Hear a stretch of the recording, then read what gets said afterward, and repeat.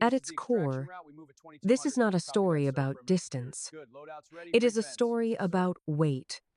The weight of every trigger pull, every life saved, and every decision that can never be taken back. Mara Knox can do what no one else can, but that gift isolates her, exposes her, and threatens to turn her into a weapon before anyone remembers she is still a person. That is why this story hits harder than a typical military thriller. A four-star general believed he had seen everything. He knew combat, bravery, and betrayal. But he had never encountered a number quite like this one. 3,200 meters. A confirmed shot. He stood frozen in place. A deep silence fell over the entire armory. Every officer felt the air in the room shift. This was no longer a routine inspection. It was something much more profound. A shot from that range was not in any official document. It was not supposed to be possible with a standard rifle, but the proof was on the uniform of a soldier no one had ever paid attention to. To learn how this unbelievable shot was real, you need to hear the full story. Please like this video and share your city in the comments to see how far this story can go. The main armory on Ironcliff Base smelled of gun oil and cold steel. It was 6 in the morning, and the humming lights cast a sterile glow over the room. This sharp lighting made every shadow seem unnatural and deep. Racks of weapons stood in perfect formation against the walls. There were M4 carbines, M240 machine guns, and grenade launchers. Heavy sniper rifles were secured behind reinforced glass. Each weapon was in its designated spot. Every one had a purpose, and all were prepared for the general's review. General Richard Hale carried himself like a man who was rarely impressed. He had 4 stars on his collar and 32 years of service. He had seen action in Kandahar, Ramani, Seoul, and other places you will never find on a map. The general could size up a person in an instant. He could spot true dedication and he could detect laziness. Most importantly, he could tell when someone was holding something back. His aide, Captain Morris, walked a few steps behind him. He carried a tablet and checked items off a list with mechanical precision. Morris was a capable officer, but not a remarkable one. He ensured operations went smoothly, but never questioned the reasons why. "The inventory is perfect, sir," Morris said. "There have been no changes since last month." General Hale did not answer. His gaze was already sweeping across the rows of military hardware. He examined it all like a person searching for a single flaw in a flawless painting. He was searching for a single detail that did not belong. The soldiers stood motionless at their stations. Many were skilled armorers who knew these weapons better than the men who carried them. They looked straight ahead, with their shoulders squared and their breathing calm and steady, just as they had been taught. Hale went past the first line of soldiers and then the second without a word. The sharp click of his boots on the concrete floor echoed with every deliberate step. And then he saw her. She was in a far corner, assigned to the heavy weapons section. She was kneeling beside a large, disassembled rifle. It was a Barrett M82A1, a 50 caliber firearm that weighed 30 pounds. It could disable a vehicle from more than a mile away. It was a weapon that struck fear in the enemy and changed the soldiers who used it. She moved with a quiet, focused grace.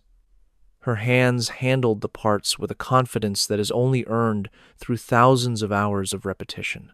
The bolt, barrel, and spring assembly were all neatly arranged on a clean mat. Each component was perfectly placed. She made no unnecessary movements and did not hesitate. The general hardly paid her any attention at first. He assumed she was another technician performing her duties. Nothing appeared out of the ordinary. He moved on with his inspection, but something small pulled at his focus. It was like a brief movement from the corner of his eye. It felt like a sound that was out of place. He stopped walking and turned his head slowly. The soldier was still on her knees, securing a piece of the rifle with a small tool. Her expression was calm and intensely focused.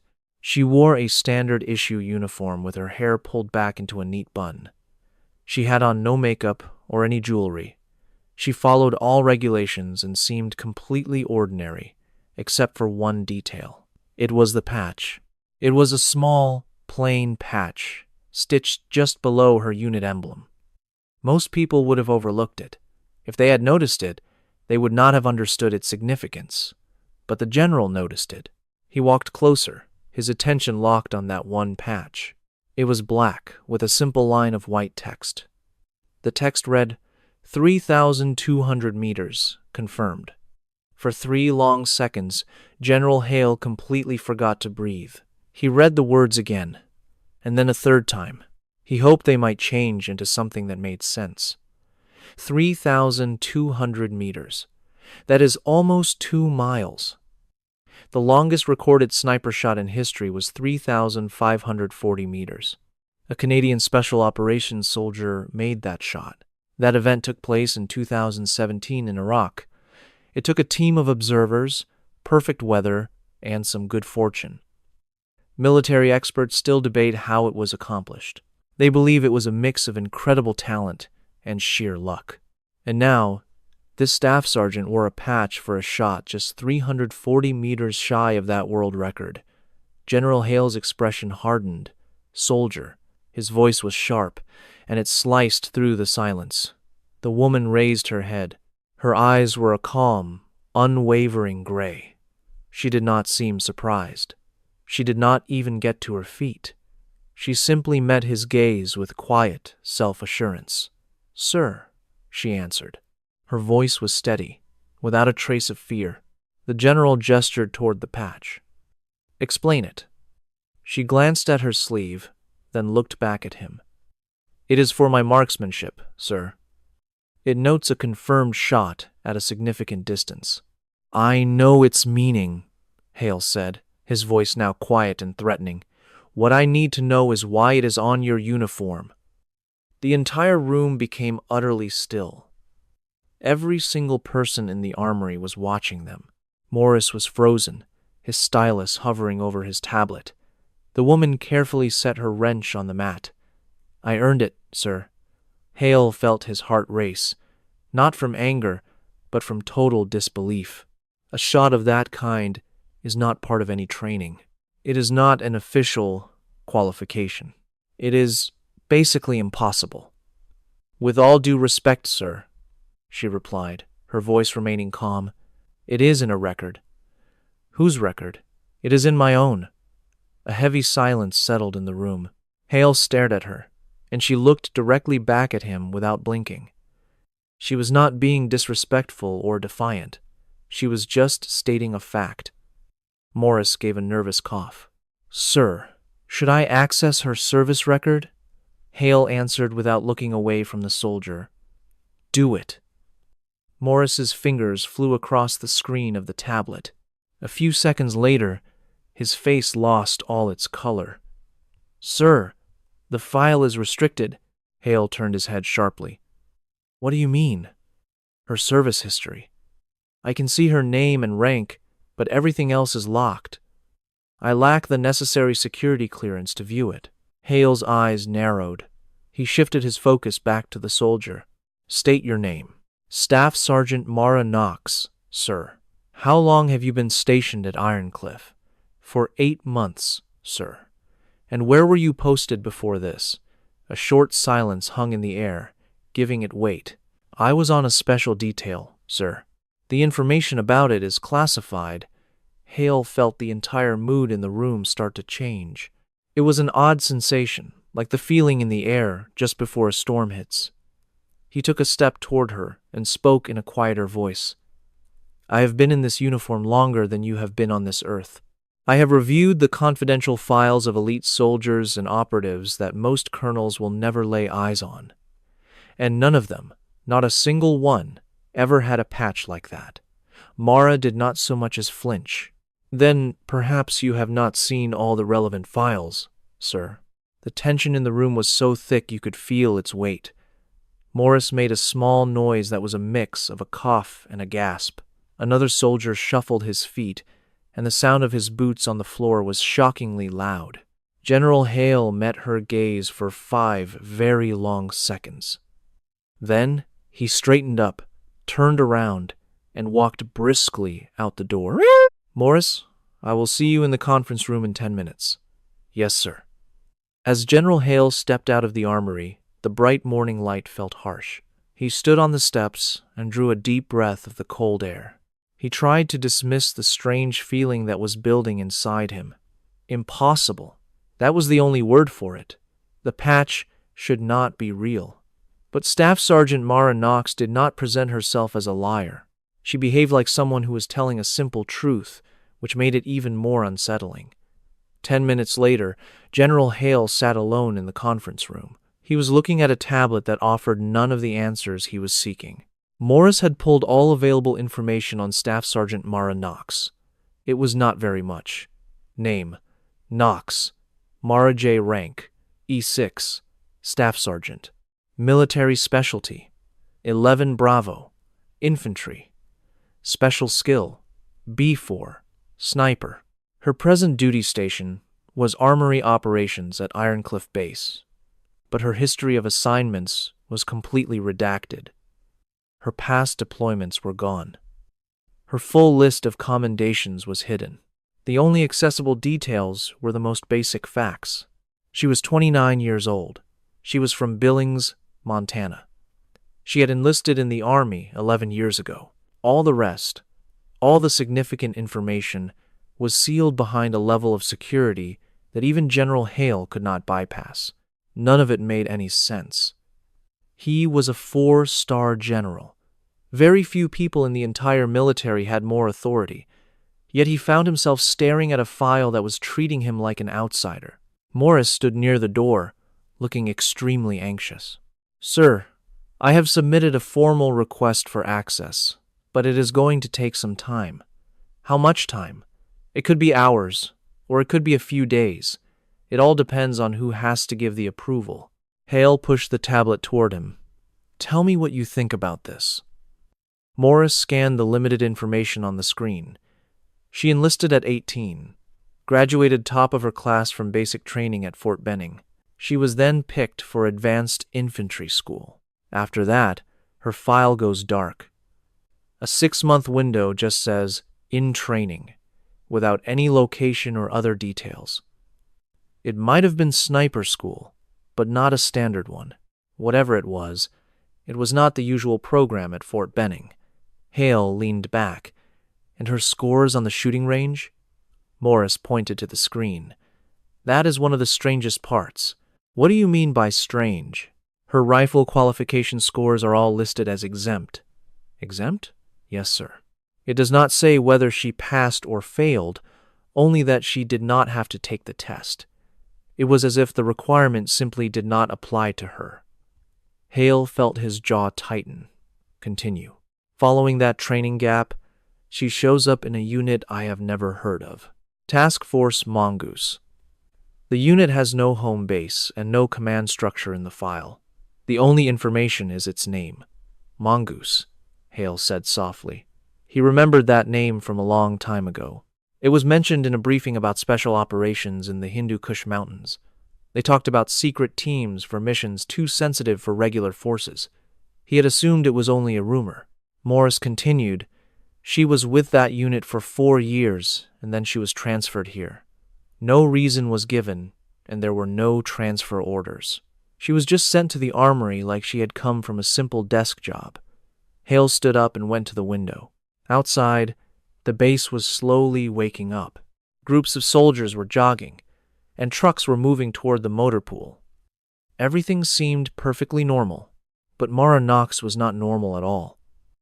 I want to see the range logs, Hale commanded. He needed every record she had, from live fire drills to basic target practice. Morris left the room right away. Hale stayed by the window, watching the sun climb higher. He kept seeing the look in Mara's eyes. It was not fear or pride.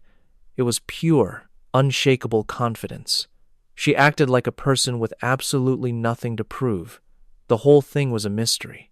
By 4 o'clock that morning, Hale had the files. The logs were almost blank. Mara Knox rarely ever used the training ranges. When she did, her targets were placed at unbelievable distances: 800 meters, 1,000 meters, even 1,200, and every shot was recorded as a perfect bullseye. Not just hitting the target, but hitting the exact center with every single round. Hale sat in his office, letting the weight of this new information settle in.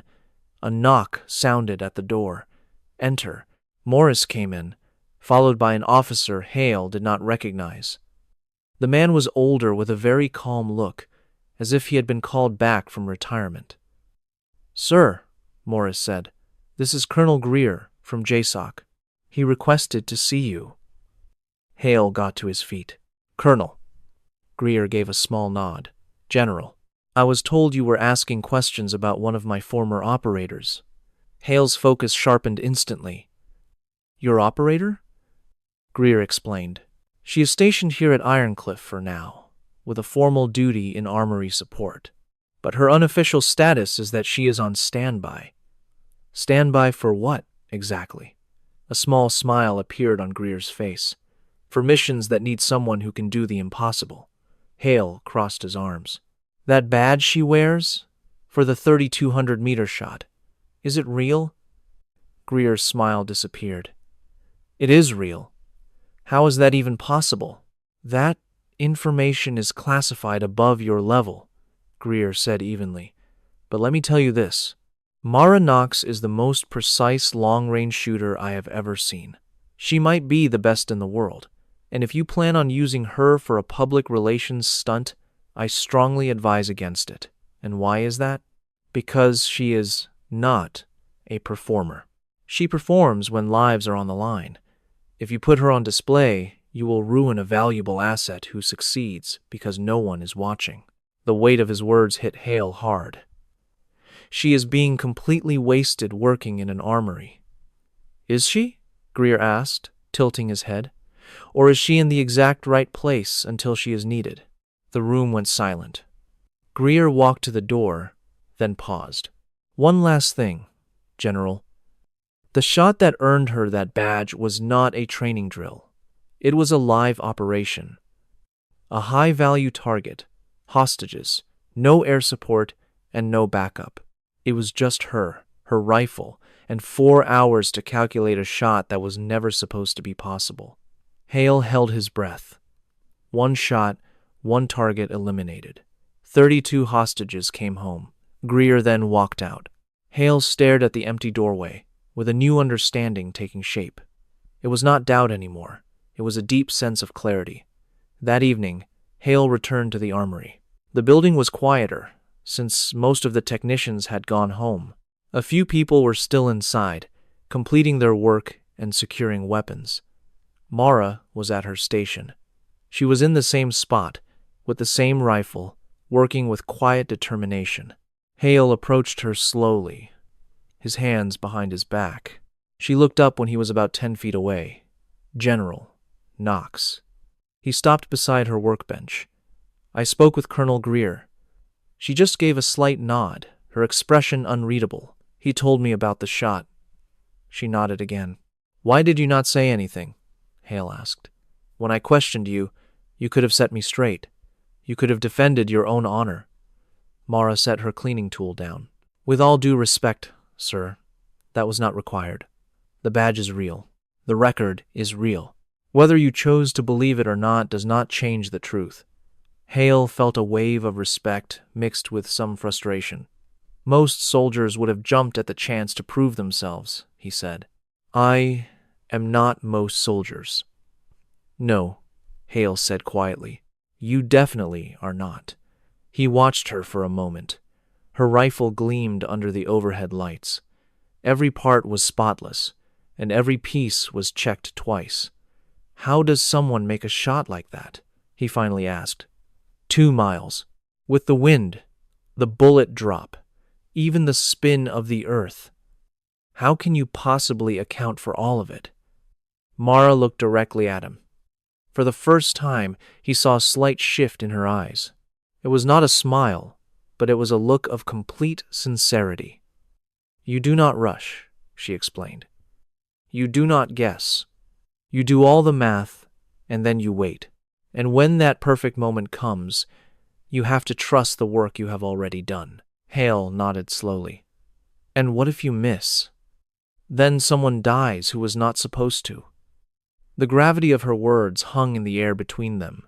Hale turned to go, but then he paused. Knox. Sir, you should not let them hide you in this armory. You are meant for much more. She tilted her head slightly. Respectfully, sir. I am right where I am supposed to be. Hale studied her for another second. Then he walked away. As the door closed, Mara went back to her rifle. She was focused, careful, and hidden, which was just the way she liked it. About 3 days later, an official order came through, and it felt all wrong. Hale read it again before he called Morris into his office. Sir, they are ordering Knox to perform a live fire demonstration, Hale said, his voice tight with anger. A tour group of officials wants to see our best shooter in action. They want her on the range tomorrow at 900 hours. Morris looked troubled. That is very unusual. It is ridiculous, Hale corrected. She is not some circus act. Should I file an official complaint, sir? Hale considered it, then shook his head.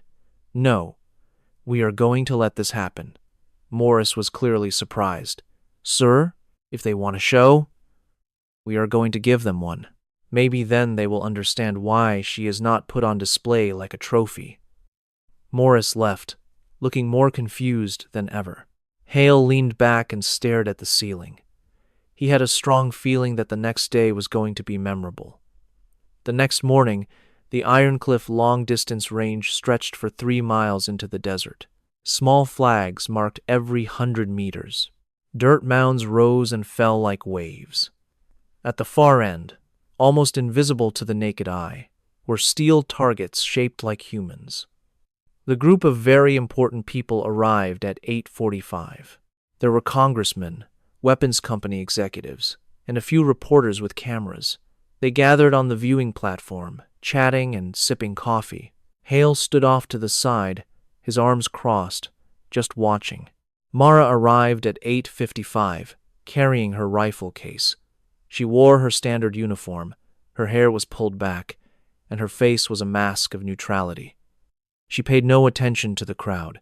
She gently set the case down and began to assemble her rifle.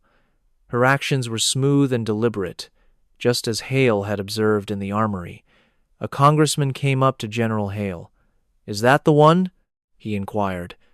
"Yes," Hale confirmed. "She doesn't seem like very much." The general remained silent. A master sergeant with 30 years of experience came forward. "Sergeant Knox, you are cleared for this demonstration. Your targets are at 800, 1,000, and 1,200 meters. The wind is mild. The range is all yours."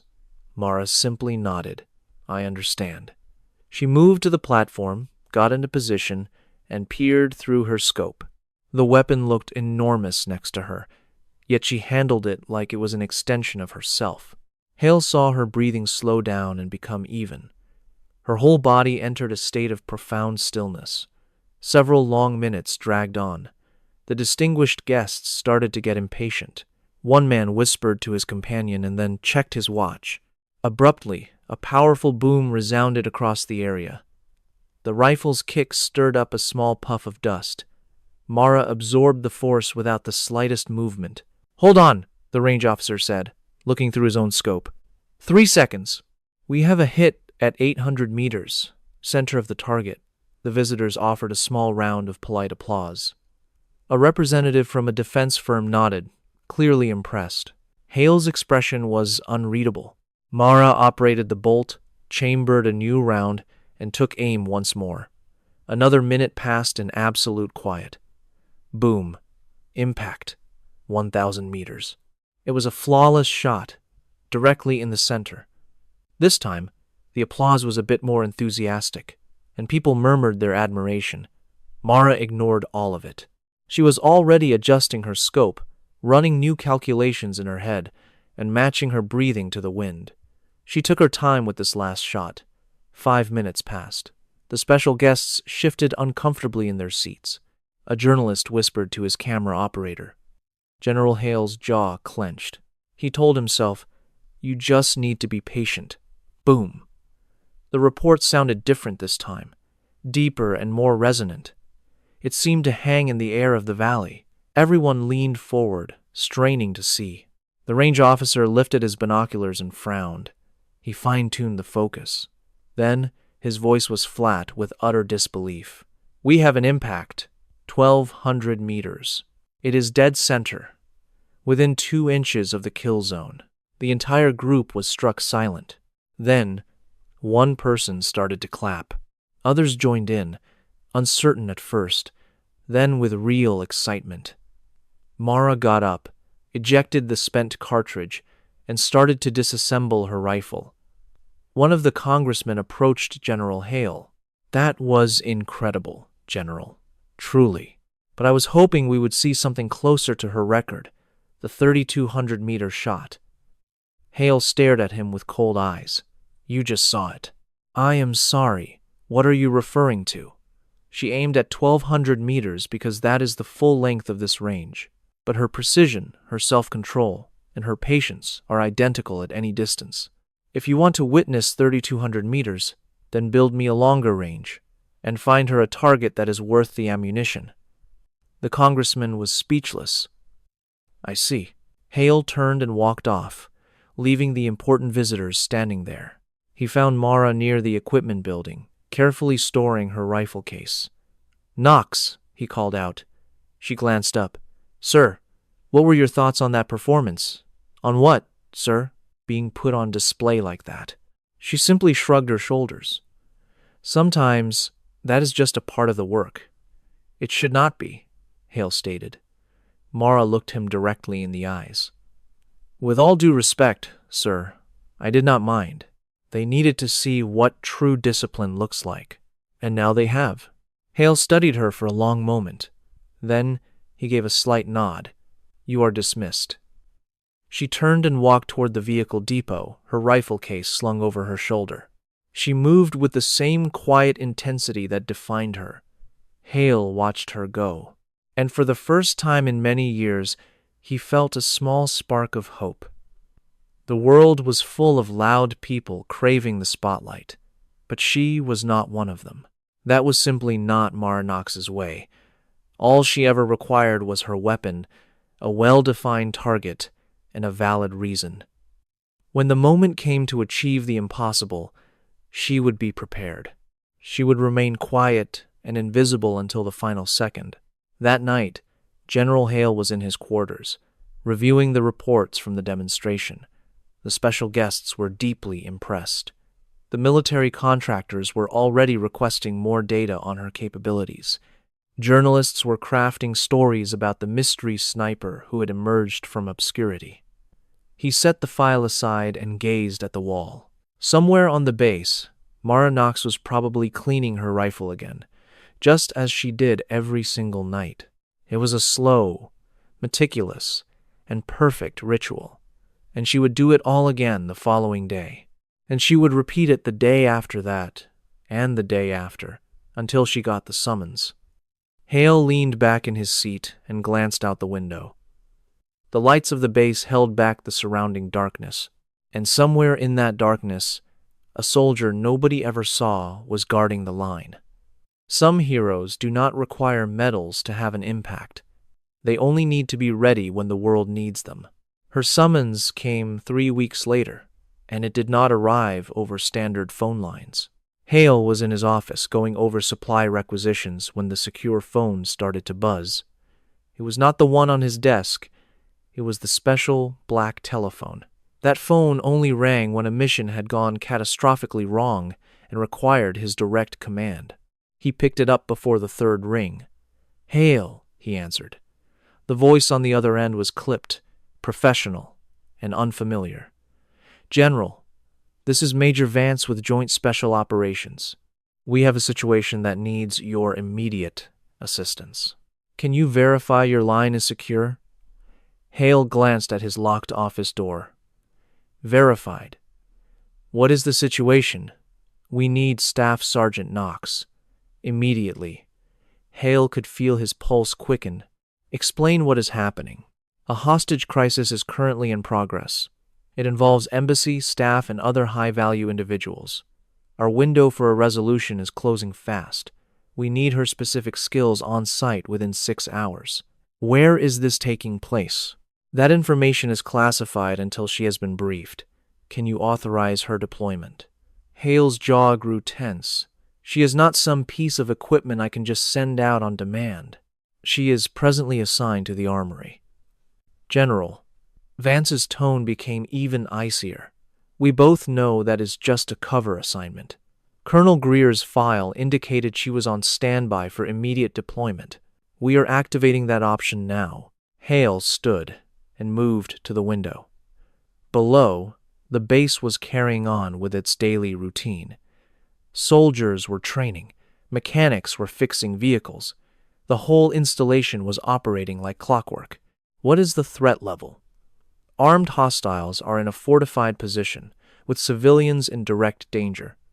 A frontal assault would cause too many casualties. We need precision. We need range. We need Knox. Hale shut his eyes for a moment. She is not an item you can just take off a shelf when you need her. No, sir. She is a specialist. We call her when lives are on the line. And right now, 12 lives are on the line. So I'm asking you again, can you deploy her? A long, tense silence hung between them. Finally, Hale spoke in a low voice. I will get her to your location. But Vance, sir? If you do not bring her back in one piece, you will answer to me. Understood, General. The line went dead. Hale stood there for a second, looking at the phone, feeling the weight of his decision. He then grabbed his hat and walked to the door. He found Mara exactly where he expected to, in the armory, maintaining her rifle. She looked up when he entered, immediately reading his expression, her hands never pausing in their work. Sir, get your equipment ready, Hale instructed. You are deploying in 90 minutes. Mara showed no surprise and asked no questions. She just gave a sharp nod and began to pack her weapon with swift, expert motions. The mission duration is unknown. It could be hours or it could be days. You will receive the rules of engagement while in transit. She stood up, slung her rifle case over one shoulder, and picked up her gear bag with her other hand. Her expression was composed, but Hale saw something in her eyes. It was not fear or thrill. It was absolute focus. The kind of focus that appears only when the stakes are incredibly high and there is no room for error. Knox. She stopped at the door and looked back. Hale wanted to say something more, to tell her to be careful, to come back whole, to remind her she was more than her talent, but he could not form the words. Mara Knox did not need his comfort. She needed his trust. Make it count, was the only thing he managed to say. She met his gaze for a second, and then she was gone. Hale stood alone in the armory, hearing her footsteps fade into a profound silence. The mission brief happened on a C-130 transport aircraft, soaring high over the Atlantic Ocean. Mara was in the cargo area with tactical charts, satellite images, and 3 officers who appeared as if they had not slept in days. Major Vance, a trim man in his mid-40s with intense eyes, led the meeting. With him were Captain Reyes, a logistics officer with a tablet displaying real-time data, and Lieutenant Samuels, a young forward observer who looked at Mara like she was a living myth. Vance went straight to the issue. 12 hours ago, the United States Embassy in Karzan was seized by a hostile group calling themselves the Red Crescent Brigade. 16 innocent lives were hanging in the balance, and our own ambassador was one of them. Vance reported that 2 Central Intelligence Agency officers and 11 local staff were also being held. He displayed a map of the embassy on a large monitor. The building sat on a hill, shielded by tall walls and sniper towers. A single, twisting road was the only way up. Vance made it clear the militants were dug in deep. They had barricaded the gate, mined the road, and put their own shooters in the towers. A frontal assault would mean a tragic loss of life on both sides. Mara studied the map, absorbing every angle and blind spot. She asked what the militants wanted. They demanded the release of 30 prisoners and gave a deadline of 36 hours. After that time expired, they would start executing the hostages, one person every hour. Samuels shifted uncomfortably in his chair. He said they had attempted to negotiate, but the militants rejected any talks. Mara's gaze remained fixed on the screen. Vance added that air support was not an option. The hostages were spread throughout the building, making the risk far too great. A single error could get them all killed. A ground attack was just as perilous. Simply getting to the main gate would be a suicide run. Mara leaned in, her attention locked on the terrain. You need a way to take out their leader without triggering a full-blown war, she observed. Precisely, Vance agreed, looking her straight in the eye. We have identified their commander as Tariq al-Hazam, a former soldier known for being both brilliant and ruthless. He is running the entire operation from a conference room on the embassy's 3rd floor. If we can eliminate him, their command structure will crumble. His followers will descend into chaos, which will create an opening for our quick reaction team. Reyes brought up a blueprint of the building. The room was in the northeast corner with windows that overlooked the valley.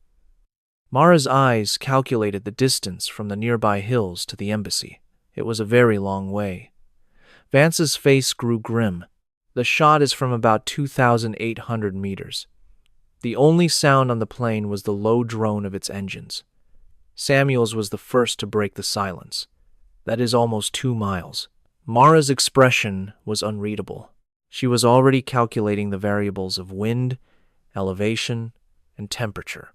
What is the weather forecast? She inquired. Reyes consulted his tablet. He announced that winds were gusting up to 15 knots and were highly unpredictable. The temperature was set to drop after sunset, and the humidity was on the rise. When do you want me to take the shot? Vance informed her the timing was her call, but he stressed that the clock was working against them. Every minute they delayed put the hostages in greater peril. Mara sat back, her eyes still on the map. Her mind was already tracing the bullet's flight path, factoring in the weather and the human factor. A shot from 2,800 meters in erratic winds was a feat most snipers would call impossible. She turned to Vance. I am going to need a spotter who is familiar with this area. Samuels will act as your eyes on the ground. He has been stationed in this region for the last 6 months. Mara glanced at the lieutenant. He appeared quite young, but his eyes were steady, and he met her gaze without hesitation. She took that as a promising sign. What are the rules of engagement for this mission? She asked. You have to positively identify Al-Hazam and confirm that he is alone. You are only going to have one chance for a clean shot. There is absolutely no room for error. Mara gave a slow, deliberate nod. And what happens if I miss? Vance's expression was like stone. In that case, 16 innocent people will die, and we will be recovering bodies instead of rescuing survivors. The weight of his words hung heavy in the air. Mara stood up and slung her rifle case over her shoulder. When are we scheduled to land? You touch down in 4 hours. You will have until dawn to move into position. The first light of day provides the best visibility. She began to walk toward the rear of the aircraft, then stopped. Major, he turned and said, Yes, if this mission goes wrong, I need you to make certain everyone knows that we did everything we could. The hard lines on Vance's face softened just a little. It is not going to fail, Sergeant. That is the reason you are on this plane. Mara did not say anything else. She continued to the back, took a seat, and closed her eyes. Samuels watched her for a moment, before speaking in a low voice to Reyes. Is she always this calm? Reyes replied without looking up from his tablet. She is not calm, Lieutenant.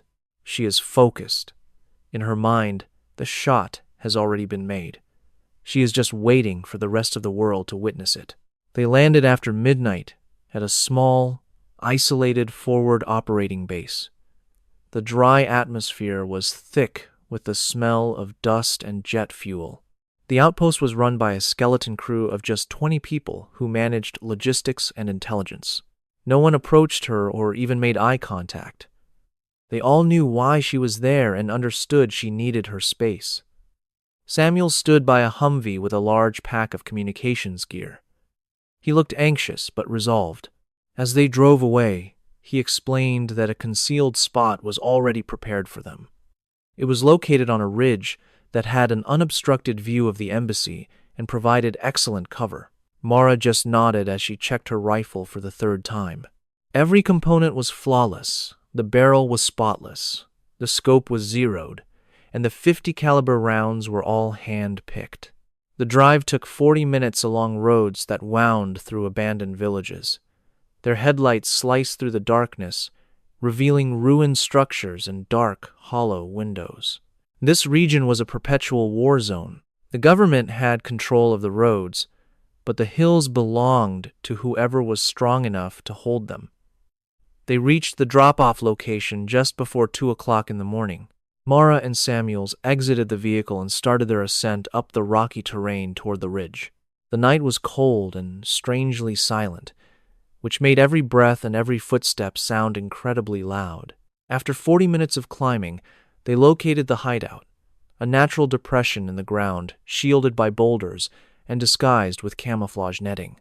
From their hidden vantage point, the valley was laid out like a giant map below them. Far off, the embassy compound was illuminated by bright floodlights and encircled by high walls. Mara carefully put her rifle together and settled into a shooting position. Samuels set up the spotting scope on its tripod. "The exact range is 2,820 meters, he whispered. "The wind is blowing from the northwest at 8 to 12 knots. The barometric pressure is 30.1 and dropping." Mara gave no response. She was already observing the embassy through her scope, searching for any movement or any small detail that could give her an edge. The hours passed by slowly. The black sky gradually shifted to a deep navy, and then to a pale gray. The city down below started to come to life. The faint noises of traffic, distant voices, and the call to prayer from a mosque floated up the hill. Samuels shifted beside her. "How much longer do you figure we will have to wait?" "Until the moment is right," Mara replied in a quiet tone. "And if that moment never comes, we will keep waiting." Samuels fell silent once more. Mara's breathing slowed down, and her heart rate grew steady. Her entire existence was now the narrow view through her scope as she watched the embassy, its windows, and the shifting patterns of light and shadow. At 6:27 in the morning, she saw it, a flicker of movement on the third floor in the northeast corner. A man stepped into view at a window, his silhouette framed by the light from inside. The man was tall with a powerful build, and he was holding a small object that resembled a phone. Samuels focused his own scope. "That might be him. We have to be certain." Mara adjusted the magnification on her scope, bringing the figure into sharp focus. The man turned his head, and for a brief second, his face was perfectly clear. He had a dark beard, a scar running down his left cheek, and his eyes held a look of complete command. "That is our target," Samuels whispered with certainty. "That is Al-Hazam." Mara's pulse remained even. She was already calculating for the wind, the altitude, and the air density. The bullet would fall nearly 30 feet and drift to the left over that immense distance. It would lose both velocity and stability. She understood she would only get this one chance. Samuels's voice was crisp. "The wind is steady at 10 knots, the pressure is stable, and you have an open shot." Mara exhaled slowly, letting out half the air from her lungs. Her finger rested lightly on the trigger, not to pull, but to wait for the exact right instant. Al-Hazam strolled to the window and gazed out across the valley. He was speaking to someone out of view, making gestures with his hands, feeling secure and beyond reach. He had no idea that death was watching him from almost 2 miles away. Mara felt the moment arrive. It was not a conscious choice, but a matter of pure instinct. The wind calmed. The light was perfect. Everything fell into place. She squeezed the trigger. The rifle answered with a deafening roar. Samuels counted softly.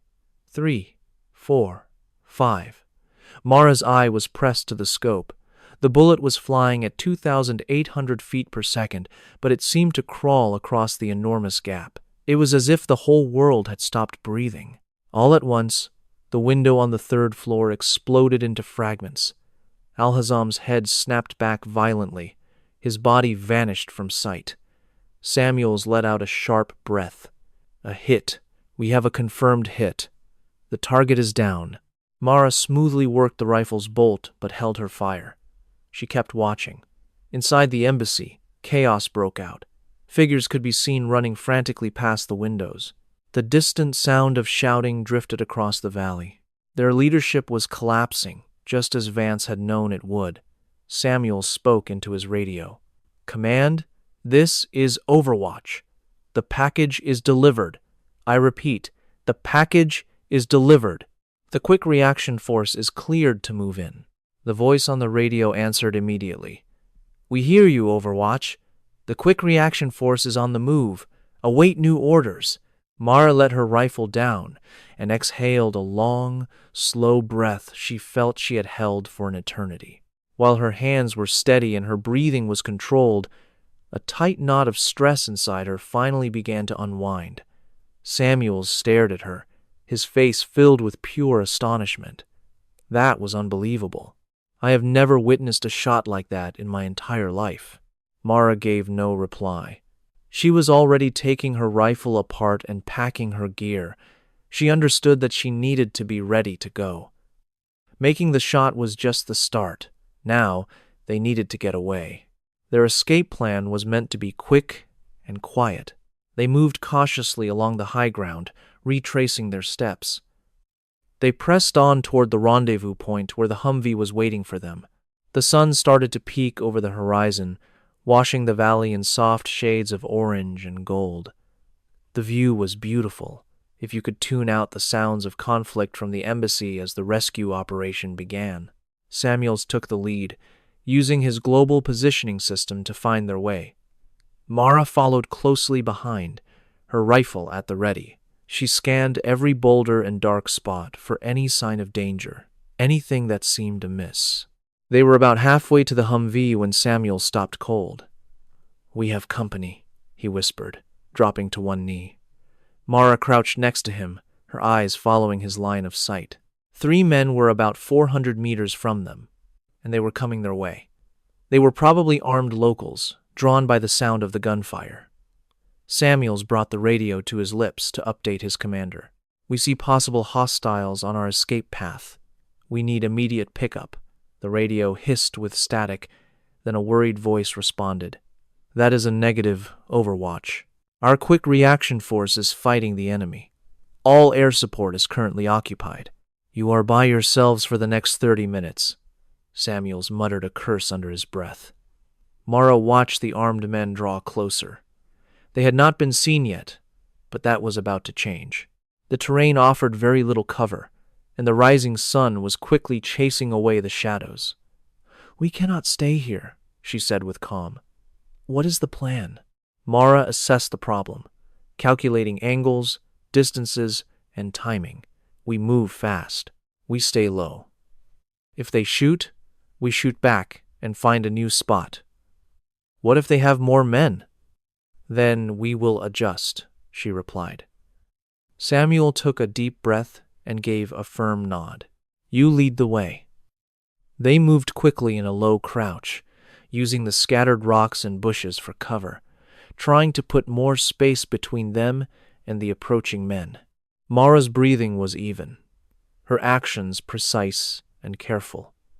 This was not her specialty. A running escape required different skills than long-range marksmanship, but her training had prepared her. She had been through much worse. A shout echoed from behind them. The fighters had seen something. It might have been their tracks or a sudden movement. No matter what it was, their luck had just run out.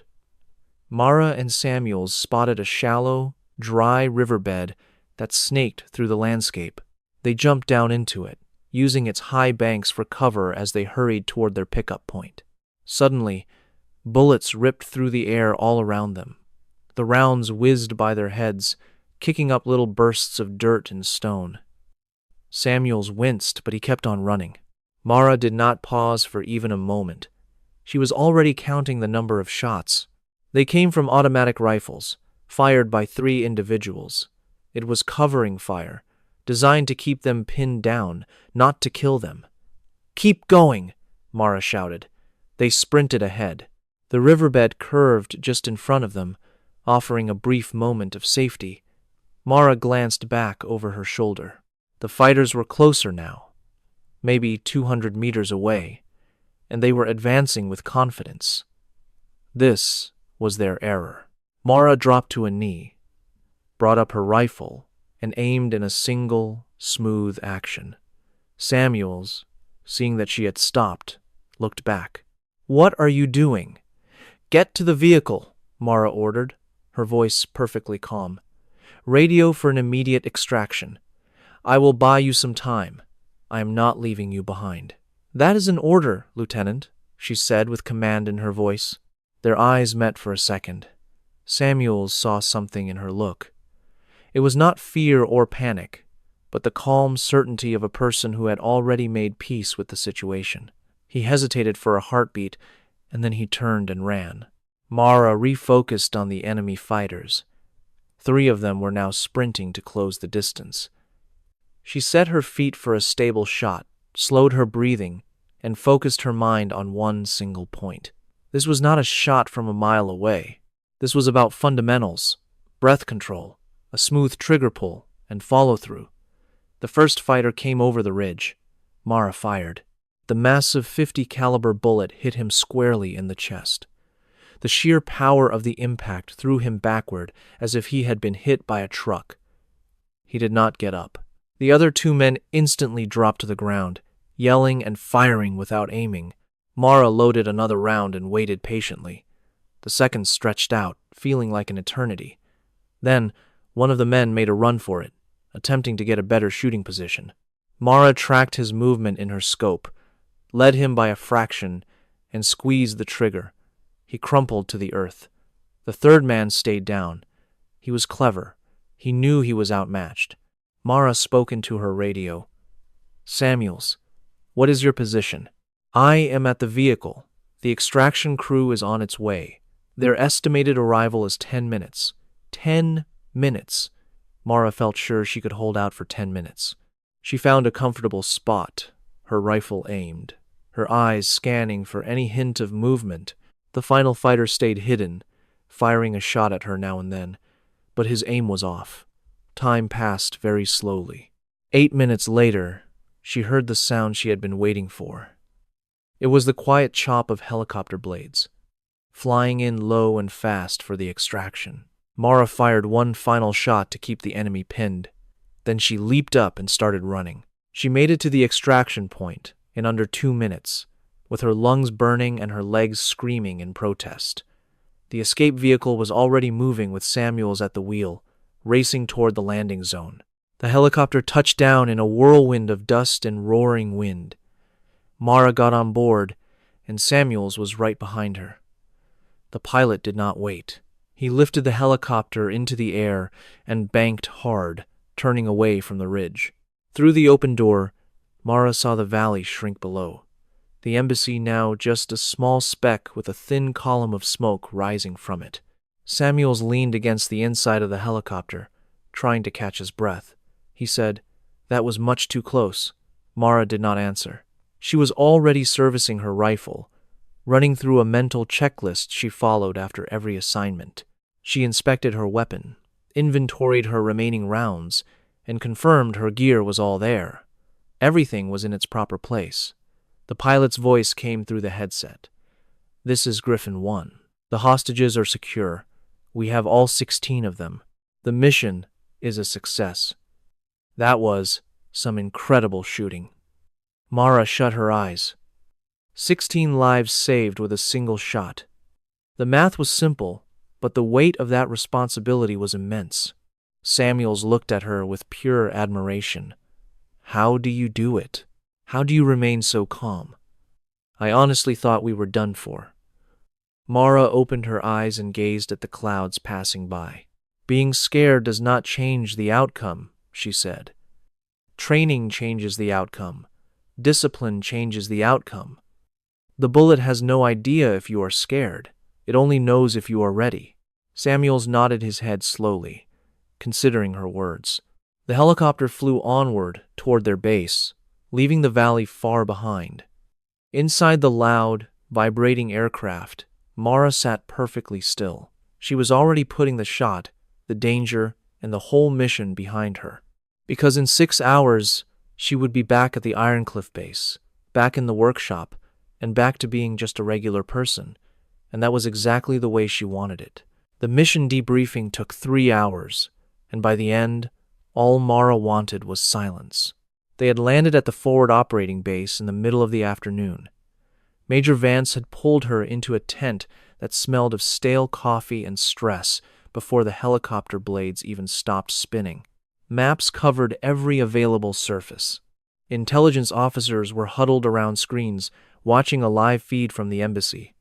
All of the hostages were safe. All 16 were rescued, with no injuries at all. The enemy leader, Al-Hazam, was confirmed to be gone. His surviving men had scattered into the hills, disorganized and without a leader. It was a perfect victory. But Vance needed to know it all. He asked for every single detail, every calculation, every breath she took before she fired. Mara gave him exactly what he wanted. She talked about the wind, the air pressure, and the cold, technical details of taking a life from 2 miles away. She spoke with no emotion and no pride, just reporting facts as if she were reading from a manual. With the mission complete, Vance leaned back in his chair. He gazed at her with sheer awe and something much deeper. "Sergeant," he began, his voice low, "most snipers go their whole lives and never even dream of making a shot like that. You made it look easy." Mara remained silent. Vance continued, "High Command wants to give you a public honor. They are talking about a medal, maybe even more." No, the word was absolute, leaving no room for discussion. Vance looked taken aback. "Sergeant?" "Respectfully, sir, I must decline. I was simply doing my job. The hostages are safe. That is the only award I will ever need." Vance studied her for a long moment, then gave a slow, thoughtful nod. "I understand. But this is going in your service record. When they write the history books, your name will be in them, whether you like it or not." Mara stood, slinging her rifle case over her shoulder. "History will have to wait, sir. Right now, I would just like to go home." 6 hours later, she was on a transport plane back to Ironcliff. She got to the base at 4 in the morning, moving through the dark gates like a phantom returning to her haunt. There was no welcoming party, no one waiting for her, only the gate guard who glanced at her identification and waved her through. Mara went straight to the armory. The building was quiet and empty, filled only with the soft hum of the ventilation system. She found her corner, set down her case, and began the familiar ritual she knew by heart. She carefully disassembled her rifle, cleaning and inspecting every single piece. Her hands moved with practiced perfection, but her mind was far away. 2,800 meters. One shot that saved 16 lives. The numbers mattered. They always did. But the heaviness of that responsibility never got any lighter. It was a weight she had simply learned to carry. As she began to reassemble the rifle, footsteps broke the silence of the large hall. General Hale was standing in the doorway. His uniform was wrinkled, and he looked like he had not slept for a week. "Knox." She glanced up but did not move from her spot. "Sir." Hale approached her slowly, his hands clasped behind his back. "I saw the report about an hour ago. Vance said what you did was a miracle." Mara returned to her work on the rifle. "I was just doing my job." That shot, from 2,800 meters in shifting winds, Vance mentioned his team is still trying to figure out your calculations. It was just math and patience, sir. The same as any other shot. Hale stood over her now, watching her hands work. He also noted that you neutralized 3 enemy combatants by yourself during the extraction. 2, sir, she corrected him quietly. The 3rd man never broke cover. 2, then. Hale repeated, his voice turning serious. Her hands paused their work. Most soldiers would call that the highlight of their career. You have been back on base for 4 hours, and you are cleaning your rifle like it is just another Tuesday. Mara met his gaze directly. Because it was, sir. Your training prepares you for the mission. The mission proves that the training works. It is a complete circle. You do not throw a party just because things operated as they were supposed to. Hale was quiet for a moment. He then pulled over a stool and sat down to face her. This was a very strange thing for a general to do, and it put Mara on high alert. Knox, I need to ask you something, and I need you to be completely honest with me. Sir, how much longer can you keep this up? The question filled the quiet air between them. Mara's hand froze on the cleaning rod. Keep what up, sir? This, Hale said, gesturing around the armory, hiding in here, away from the spotlight, waiting for the one call that makes you the most important person on this base, only to disappear again afterward. How long until you finally break? Mara's face was a mask, but her eyes showed a faint spark. With all due respect, sir, I will not break. This is my job. Everyone has a breaking point, Sergeant. Then I suppose I have not found mine yet. Hale leaned forward slightly. I have read your psychological file, even the sealed sections. It took some serious clout to see them. Do you have any idea what they say about you? Mara did not respond. They say your response to stress is the highest they have ever recorded, that you process trauma differently, that your ability to compartmentalize emotion is almost inhuman. He paused.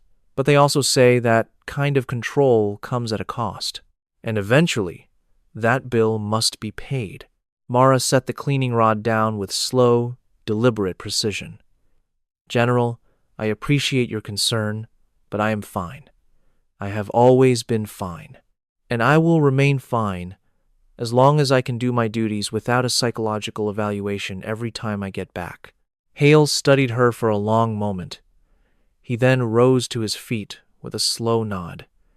Very well, Sergeant. But if that ever changes, if you need to talk, or need a resource, or just someone to listen, my door is always open. Understood, sir. Hale turned to leave but stopped in the doorway. One more thing. High Command is considering a new assignment for you. They feel your unique skills are being wasted here in the armory. Mara's jaw clenched almost imperceptibly. Where? An instructor role. At the Advanced Sniper Academy. They want you teaching the next generation.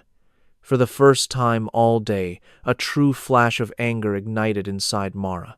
I am not a teacher, sir. I know, Hale replied. That is why I told them no on your behalf. Mara looked up, genuinely stunned. Hale's expression was unreadable. You are right where you belong, Knox. Not because you are hiding, but because when that call comes, you have to be ready.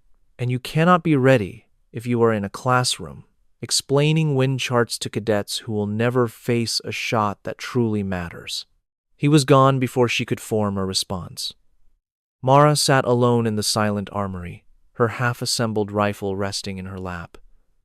The weight of his words settled over her. She returned to her work, her movements once again steady and precise. Her routine was her armor, and it had never once let her down. 3 days later, a new kind of energy swept through the base. A congressional delegation was on its way. It included senators, defense aides, and top officials from Washington, D.C. They were coming for a massive display of military strength, featuring aircraft, ground troops, and expert shooters. It was a formal show designed to secure funding for the next fiscal year, and they had made one specific request: to meet the sniper who pulled off the impossible shot. Captain Morris delivered the news, finding her in the armory and looking both nervous and apologetic. "Sergeant Knox, I am sorry to tell you that you have been personally requested to take part in the live-fire demonstration." Mara continued to adjust a rifle scope without looking up at him. "By whose request?" "Senator Carver. He is the chairman of the Armed Services Committee. Apparently, he read the classified report, and now he wants to meet America's deadliest sniper in the flesh." Morris looked deeply uncomfortable. His words, not mine. "Tell him I am unavailable," Mara stated flatly. Morris shifted his weight from one foot to the other. "I cannot do that, Sergeant. This came down from the Secretary of Defense. It is an order, not an invitation." Mara carefully set down her scope, her movements calm and measured. She looked directly at her captain. "I am a soldier, Captain, not a tourist attraction. I do not perform for crowds." He let out a long sigh. "I know that, Mara, but this is much bigger than you or me. This is about funding our next generation of equipment." His face was pleading. "Your participation could secure gear that saves dozens of lives." Mara's expression turned to stone. "Or it could turn my life's work into a circus act and cheapen everything I stand for." Morris had no answer for that. She stood up and picked up her rifle case. "Tomorrow, 1400 hours, at the long-distance range." Mara strode past him, leaving him alone in the armory, feeling like he had just betrayed his best soldier. That night, Mara could not sleep. She lay awake in her bunk, staring into the darkness. She listened to the familiar nighttime sounds of the base. There were distant voices, the low rumble of engines, and the rattle of the perimeter fence in the wind. Her mind was a battlefield, playing out every possible outcome. She imagined the demonstration, the prying eyes, and the questions about missions she could never speak of. She hated being put on display, as if her skill was a trick to be performed on command. It was a craft she had spent 11 years perfecting.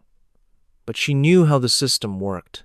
Politics were as much a part of the military as any rifle, and sometimes a soldier had to be a symbol, whether she liked it or not. At 500 hours, she finally gave up on sleep and went to the range. The entire place was empty and still in the pre-dawn light. Mara started her ritual, the one thing that could quiet her mind.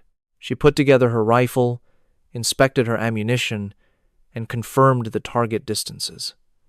She set up targets at 1,000, 1,500, and 2,000 meters. Then she settled into her position and started to shoot. Each shot was a form of meditation. Breathe in, breathe out, squeeze the trigger, and hold. The heavy recoil against her shoulder was a familiar, comforting pressure. She fired until the sun was high in the sky, until her shoulder was sore, and until the rhythm of the work had swept all her anxieties away. When she finally stopped, every target had a group of holes so tight they looked like a single tear in the paper. She was ready. She hated being there. The event began sharply at 2 in the afternoon. The observation deck was packed with powerful people. Senators wore expensive suits, while generals displayed chests full of medals. Defense contractors watched with sharp, calculating eyes. A row of cameras was ready, and journalists scribbled in their notebooks. A huge screen was set up to display a live feed of the targets. Mara appeared in her combat uniform, holding her rifle case, her expression blank.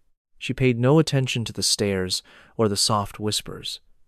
She noticed Senator Carver whisper to an aide, and they both shared a small, mocking smile. General Hale stood apart from the group with his arms folded. Their eyes met briefly. He gave her a slight nod of encouragement. She nodded back. The range officer approached a microphone. "Ladies and gentlemen, today you will witness a demonstration of incredible shooting skill." His voice boomed across the range. Staff Sergeant Mara Knox will engage targets at an extreme distance using a Barrett M82A1 rifle. For your own safety, please remain behind the yellow line. A light round of applause came from the spectators. Mara walked toward the firing line, ignoring them completely. She set her case down, unlatched it, and started to put her rifle together with smooth, expert motions. Suddenly, Senator Carver's voice cut through the quiet. "Sergeant Knox, could you tell us what makes you so special?" Mara did not even glance up from her task. "It comes from training, sir, and a lot of experience and self-control." But the senator kept pushing her. "I have read reports that you made a kill from nearly 3,000 meters. Is that story true?" For just a moment, Mara's hands froze, but then she resumed her work. "Sir, I am not able to discuss classified missions." A superior, political smile formed on Carver's face. He was certain he had trapped her. "I understand, but let us pretend for a second. Could you make a shot like that again for us today?" A complete hush fell over the viewing platform. Mara clicked her scope into position, rose to her feet, and met the senator's gaze. Hypothetically, with the right conditions and a real reason, yes. The senator's smile became even wider. "Excellent. Please show us." Mara's expression hardened. "Sir," Carver gestured toward the wide desert landscape. "The farthest target you have is 2,000 meters, isn't it? Let's make this more interesting. Why don't we double that distance?" The range officer spoke up immediately. "Senator, we don't have anything placed beyond 2,500 meters. The range isn't prepared for that kind of distance." Carver dismissed his concerns with a wave of his hand. "Then go put something out there. A vehicle, a drum. It doesn't matter to me. I want to see if these legends have any truth to them, or if we are wasting money." Mara could feel the sharp focus of everyone on her. This was not a demonstration of her talent. It was a test of her compliance, a demand for a show. General Hale's voice broke the tense silence. "Senator, your request is not reasonable. The weather conditions are not good," the general went on, "and that section of the range has not been cleared for safety." Carver interrupted him sharply. "I understand your concern, General, but our purpose here is to see what our soldiers are capable of. If Sergeant Knox can't handle a little bit of pressure, I need to know that before we approve billions in funding." The senator's statement was a clear challenge aimed at Mara. She knew she could, and probably should, decline. This was only a political game, not an actual mission. But refusing would create doubts about her skills and could cause budget cuts that would harm her fellow soldiers. Mara turned her eyes toward General Hale. The general gave a barely noticeable shake of his head, a silent signal telling her to turn down the demand.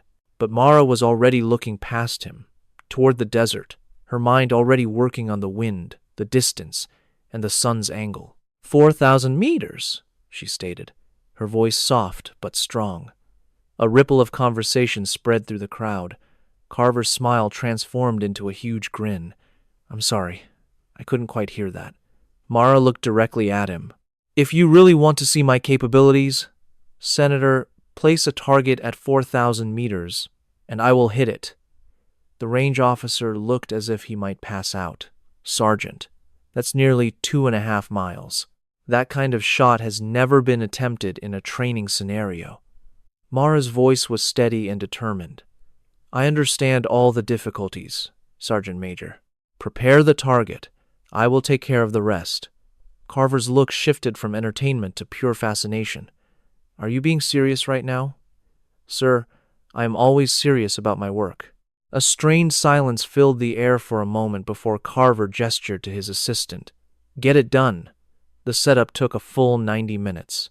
A truck carried an old Humvee to the 4,000-meter mark and set it down broadside. A 2-foot-wide orange square was then painted on its side door. The truck departed, leaving the target baking in the desert heat. In her scope, the vehicle was just a tiny dot. Mara positioned herself on the platform, her breathing calm and controlled. The group of distinguished visitors had fallen completely silent. Everyone present knew they were about to witness either the impossible or a spectacular failure. Her spotter, Samuels, was beside her. He spoke in a low voice meant only for her. "Mara, you can still back out. This is just a game for Carver. You have every right to walk away," she replied softly. "It is far too late for that." "What do you mean?" he asked. "If I quit now, they will call it a failure, and one day, when another soldier's life is on the line, no one will even attempt the impossible shot. They will assume it can't be done." Samuels paused for a moment. Then he looked through his own scope. "I get it. The wind is changing. The wind is blowing from the west, with gusts between 8 and 15 knots. The air temperature is 94 degrees, and humidity is at 12%. The heat shimmer is significant, and it will affect your view." Mara made small adjustments to her scope. She knew the bullet would fall almost 80 feet and travel for nearly 6 seconds. The Earth's rotation and the wind would push it off its path. Every single detail of her math had to be exact. "Distance confirmed at 4,012 meters, Samuels reported. "The target is not moving." Mara's breathing became even deeper and slower. Her heart settled into a steady pace she had perfected over thousands of hours. Her entire focus became the small orange square, a distant speck of color through her lens. And then she waited. The minutes passed by slowly. The special visitors began to shift in their seats. A cough broke the silence, followed by the click of a camera.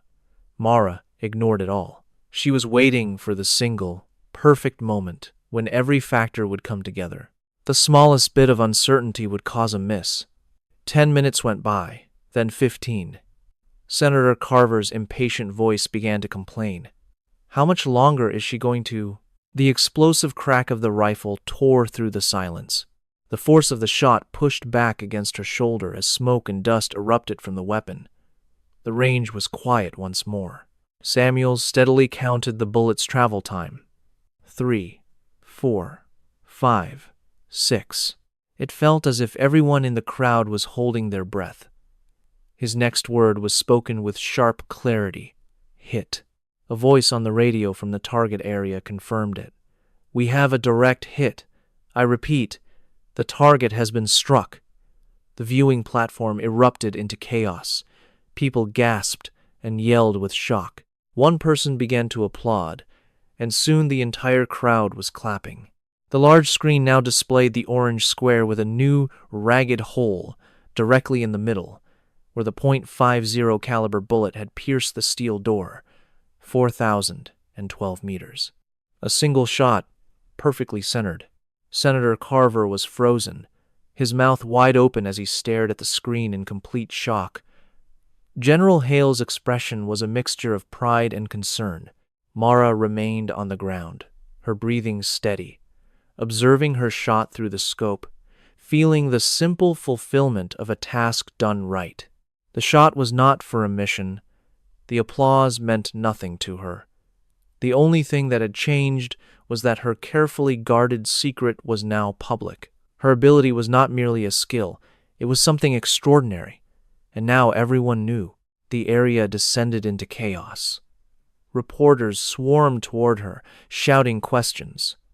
Arms dealers were pulling her superiors aside, ready to make deals. The senator, once so skeptical, was now her biggest fan, likely already planning a speech about her amazing talent. Mara ignored the commotion and began to pack up her rifle, concentrating on the familiar process of taking it apart. Samuels stood nearby, a look of complete wonder on his face. He just looked at her, at a loss for words. Mara said nothing. He went on, 4,000 meters, and just for a show. Do you get what that means? You just changed everything. I only had to make a point, Mara answered softly. That was the only reason. The only reason? Samuels laughed in disbelief. You! Mara cut him short, her voice crisp and clear. That was a test with all the prep time in the world. It is nothing like a real battle. Samuels went silent. Mara clicked her rifle case shut, stood, and slung it over her shoulder. She felt their eyes on her, sizing her up like a new weapon. She hated that feeling. Before she left, General Hale walked over to her. They found a quiet area near a supply building. Hale was the first to speak. I cannot decide if that was the bravest thing I have ever witnessed or the most foolish. Sir, I had to. Did you? Or did you let them push you into revealing a skill you should have kept hidden? Mara looked directly at him. If I had refused, they would have called me a fake. The Karzon mission would be called a lucky break. Then, when we actually need a miracle, no one would think it could be done. So you painted a target on your back. I made my talent impossible to deny. Hale was quiet for a second. Then he let out a slow sigh. You know what is coming now, don't you? He asked. The politicians, the defense contractors, the reporters, they will all want a piece of you. You will get pulled into countless meetings and media events. You are about to become the face on a poster. I will not let that happen. That choice will not be up to you. Mara's expression became firm. In that situation, I will refuse to follow those orders. And your punishment will be a dead-end job or a court-martial, Hale shot back. Knox, you are the most valuable marketing tool this army has right now. They will not just let you disappear. His words landed like a physical blow. Mara stared out at the desert, at the far-off target with its single, perfect hole. Sir, what would you do in my position? She asked in a low voice. Hale considered her question for a long moment before he spoke. I would think about why I made the shot to begin with. It was not for the crowd. It was for the mission. And for the soldiers counting on me to do what seems impossible, he said. And I would make sure that purpose was the only one that counted, regardless of what they asked of me. Mara nodded slowly. They stood in silence together for another minute. As Hale turned to leave, he paused. I have to tell you, Knox, that was the most amazing thing I have ever witnessed. And I have witnessed a lot. Thank you, sir. And with that, he left. Mara stood there by herself, feeling the sun's warmth as the celebration died down behind her. One shot from 4,000 meters away just upended her entire life. Mara grabbed her rifle case and walked toward the barracks. She felt like a ghost moving through the base, completely unseen despite her new fame. Some things do not need discussion. They just need to be proven. And she had proven her point. Her new orders arrived at 600 hours the following day. A military police officer brought the notice, and he looked like he wanted to be anywhere else. He said, Staff Sergeant Knox, you need to report to General Hale's office immediately. Mara was already awake for 2 hours, having run in the dark to escape the feeling that she was losing control of her life. She had showered and was drinking her second coffee when the knock came. She entered General Hale's office 7 minutes later. The general was at his desk, but he was not alone. Colonel Greer, the officer who had backed her up weeks ago, was also present. Next to the colonel was a woman Mara did not recognize. She looked to be in her mid-50s and wore civilian attire. Her sharp eyes seemed to catch every small detail. General Hale motioned to an empty chair. Please, take a seat. Mara sat down, her posture perfectly straight. She looked from one face to another, feeling the tension in the office. Sergeant Knox, the general began, this is Dr. Ellen Reyes. She is a consultant for the Department of Defense. She helps us figure out how to use our most valuable people. Dr. Reyes offered a small smile that had no warmth in it. Simply put, I find the right job for individuals with very special skills. Mara felt her jaw tighten. Ma'am, Dr. Reyes pulled out a tablet and started to swipe through screens of information. Your work yesterday has drawn a great deal of attention. The video is now classified, but the senators who were present saw all they needed.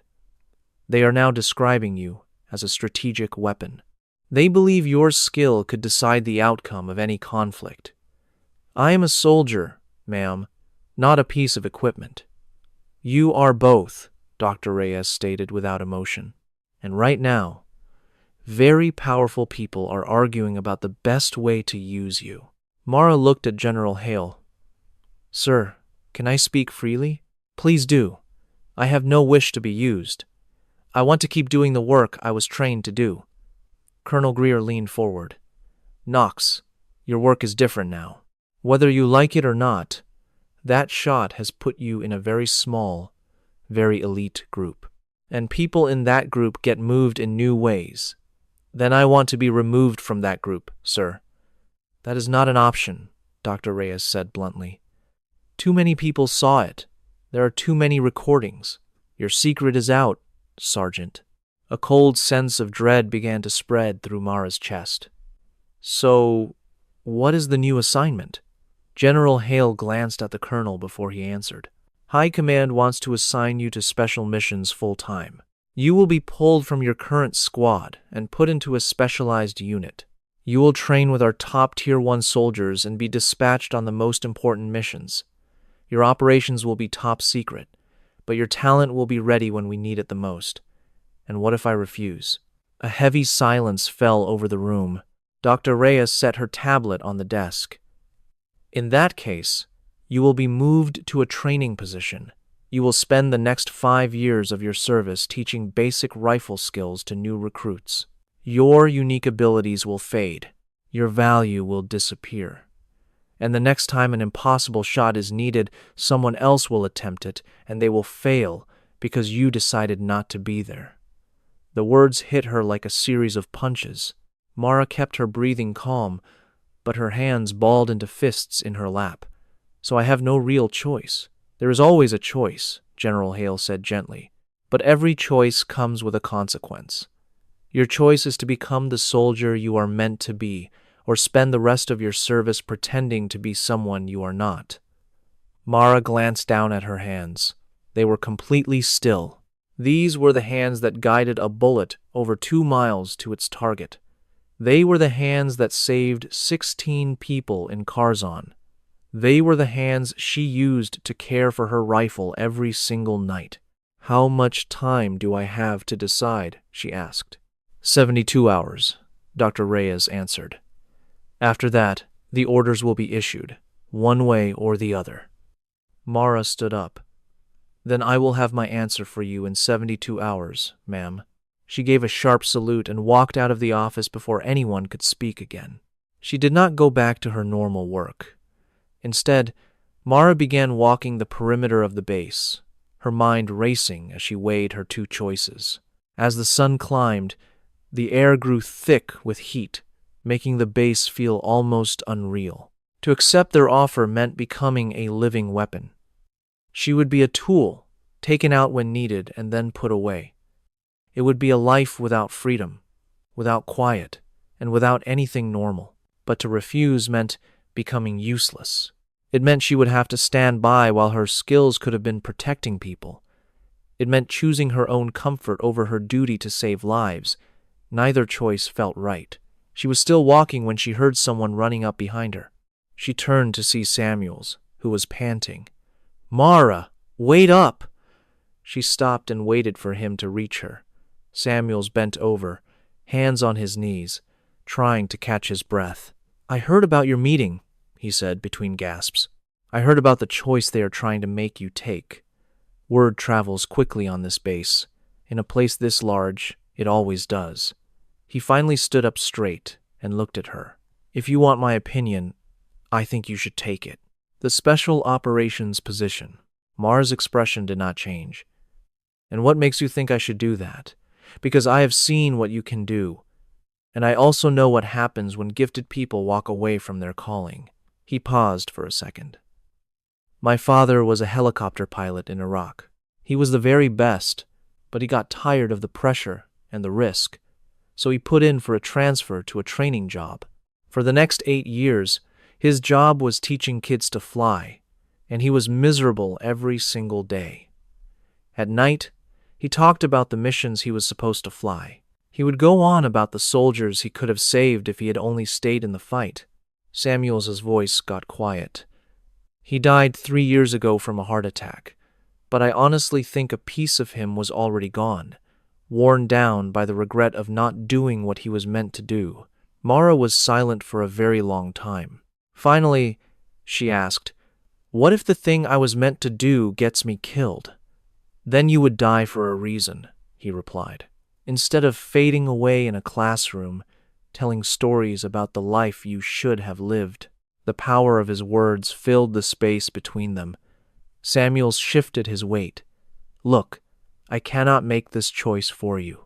But I know that when you fired that weapon yesterday, it was not just about talent. It felt like I was watching you find your purpose. To see you walk away from that now would be like watching someone put out a fire that the world needs for warmth. Mara looked at him for a long moment before giving a single, slow nod. Thank you, Lieutenant. For what? He asked, looking confused. For your honesty. She turned and walked off without another word. Samuels was left standing alone in the sunshine, watching her until she was out of sight. That night, Mara sat alone in her room. She looked at a file she had kept in a locked box for years. It contained her entire service history. Inside were her enlistment papers, her psychological profiles, and secret evaluations that named her as the perfect candidate for high-risk, precision missions. They saw her potential when she was just 19 years old. During her basic training, a sergeant realized she was special. It was not her scores on the firing range, which were good but not incredible. It was the way she grew calm while everyone else was panicking. He watched her figure out distance and wind speed in the middle of chaos. That sergeant filed a report, which ended up on a very powerful person's desk. 3 weeks later, Mara found herself in a room with no windows, facing 2 high-ranking officers. They asked her only one question.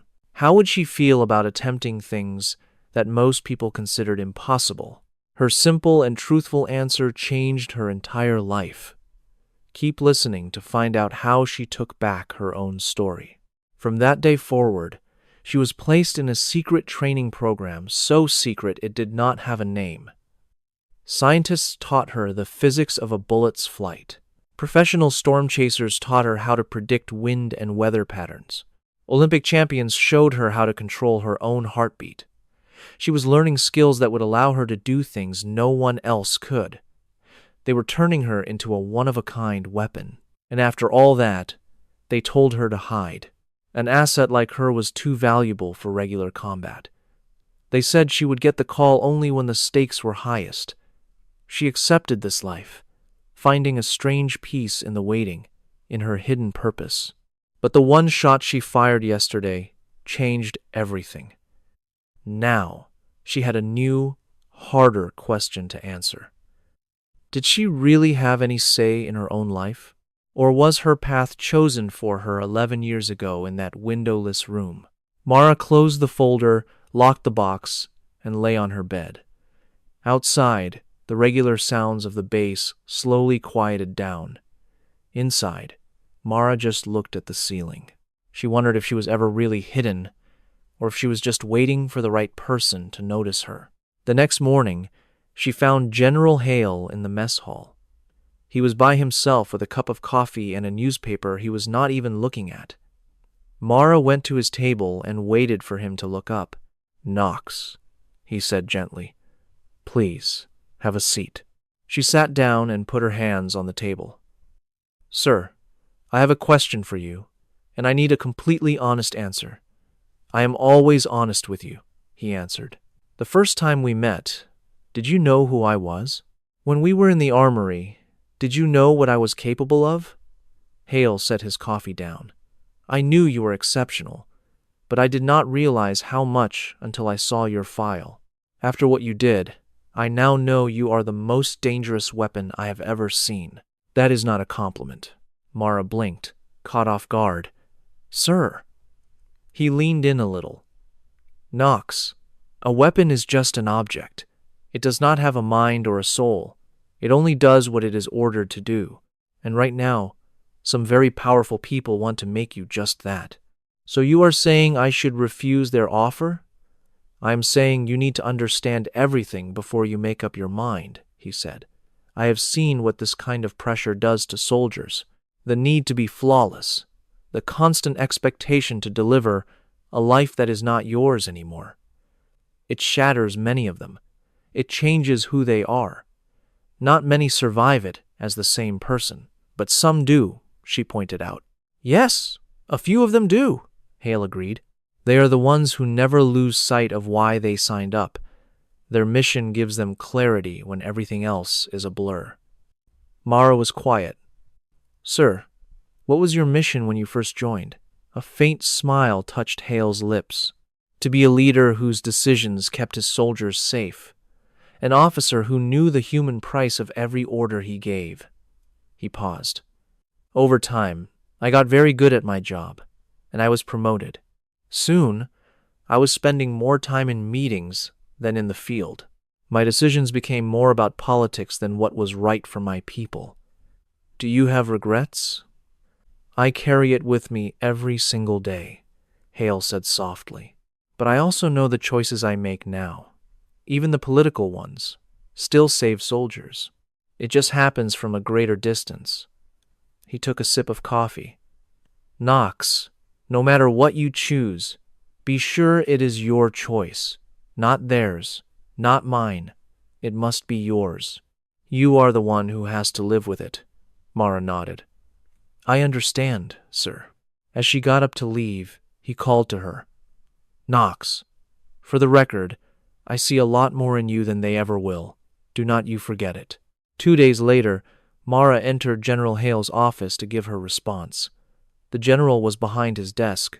Colonel Greer sat in the same chair as last time. Dr. Reyes was not there. In his place was a man named Harris. He looked like someone who only saw people as numbers on a page. Sergeant Knox, Hale said in a formal tone, have you reached a decision? Mara stood tall, her gaze firm. I have, sir. I will take the special operations assignment, but I have some conditions. Harris looked annoyed. Sergeants do not give conditions. I am not giving orders, Mara said with calm authority. I am setting the terms I require to perform at my best. A small smile flickered across Greer's face. Go on. Mara took a folded piece of paper from her pocket and set it on the desk. First, I will have the final say on every mission. If I believe a shot is not a good idea, I can refuse without any punishment. Second, there will be no media, no public appearances, and no political photos. My work is done in the shadows, or it is not done at all. Third, my rank and my pay will not change. I will not take any promotion that is for public relations. Harris glared at the paper as if it were a personal insult. This is highly irregular. So is a shot from 4,000 meters, Mara answered. You want my incredible talent. This means you must also accept my incredible terms. Hale looked at the list without any expression. Then he glanced at Greer. Colonel. Greer gave a simple nod. I can agree to this. The mission is the priority, not how it appears to everyone else. If she can do the work, command will be satisfied. But Harris was still not happy. What if she refuses a mission that we decide is critical? Then you will have to send another person, Mara said simply. You have other soldiers, other options. But when you choose me, you are choosing to accept that I am not a rifle to be aimed and fired. I am a tool of precision, which means I have to be used with great care. The room fell silent. Then, General Hale took his pen and signed the paper. It is official. Greer, get the transfer documents ready. Harris, inform command that these terms are not negotiable. Harris looked like he wanted to protest, but he just gave a stiff nod and left the room. Greer got to his feet and extended his hand to Mara. I am happy to have you on the team, Sergeant. You are to report to Fort Bragg in 2 weeks to get started. Mara shook his hand. I will be there, sir. After Greer was gone, Mara was alone with the general. The true weight of her choice began to settle in. Hale leaned back. You know they are not going to like this. They will try to break you down. I'm counting on it. You will have to fight for your terms every single day. I know that as well. Hale studied her for a long moment. Then why did you accept? Mara looked him straight in the eye. Because Lieutenant Samuels was right. Pretending I am not a weapon does not change who I am. It just makes me an ineffective one.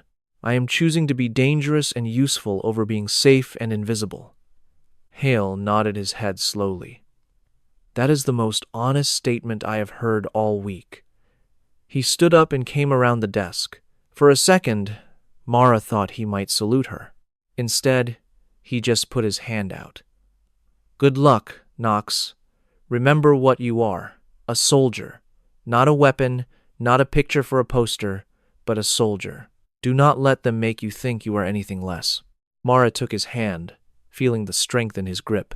"I will not, sir." For her last 2 weeks at Ironcliff, she focused on finishing her duties. She needed to transfer the armory to a new specialist who seemed nervous and completely lost. After spending months perfecting those weapons, Mara patiently guided him through every single detail. She took a final stroll around the base, trying to burn the feeling of the place into her memory.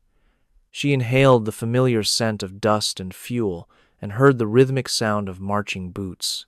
In the tiny room she called home for 8 months, she cleaned her rifle with care one last time, preparing it for its next mission. On her final night, General Hale came to see her. He leaned against the doorframe and said, "I had a hunch I would find you here." Mara glanced up from her work. "Some routines are tough to let go of, sir." "The good ones never should be," he replied as he stepped inside. "I got a call from Fort Bragg. Your new team is the best in the world. It is made up of Delta operators, SEAL snipers, and agency specialists. The absolute finest." "Good," she replied. "I prefer working with professionals who focus on the mission, not an audience." A slight smile appeared on Hale's face. "You are going to fit in better than you realize." After a moment of silence, he pulled a small, worn leather case from his pocket. He set a dark, heavy case on the table next to her rifle. "What is this?" she asked quietly. "Open it up," he said. Mara released the clasp. A single award, the Distinguished Service Cross, rested inside. The metal was old. The ribbon was faded, and the metal was darkened by time. "That is mine," Hale said in a low voice. "I earned it in Afghanistan, back in 2003. I made a decision that saved my men but also violated about 6 regulations. I received this medal and a formal write-up in the same week." Mara looked at him, totally confused. "I am not giving this to you because of what you did," Hale explained. "It is for you to remember something. The medals do not matter. The recognition does not matter. The only thing that is important are the lives you save and the principles you follow. Everything else is just background noise." Mara looked down at the medal, finally grasping its real significance. It was a symbol of honor, trust, and a shared code. "Sir, I am unable to accept this." "That was not a suggestion. It is an order," he said with a hint of a smile.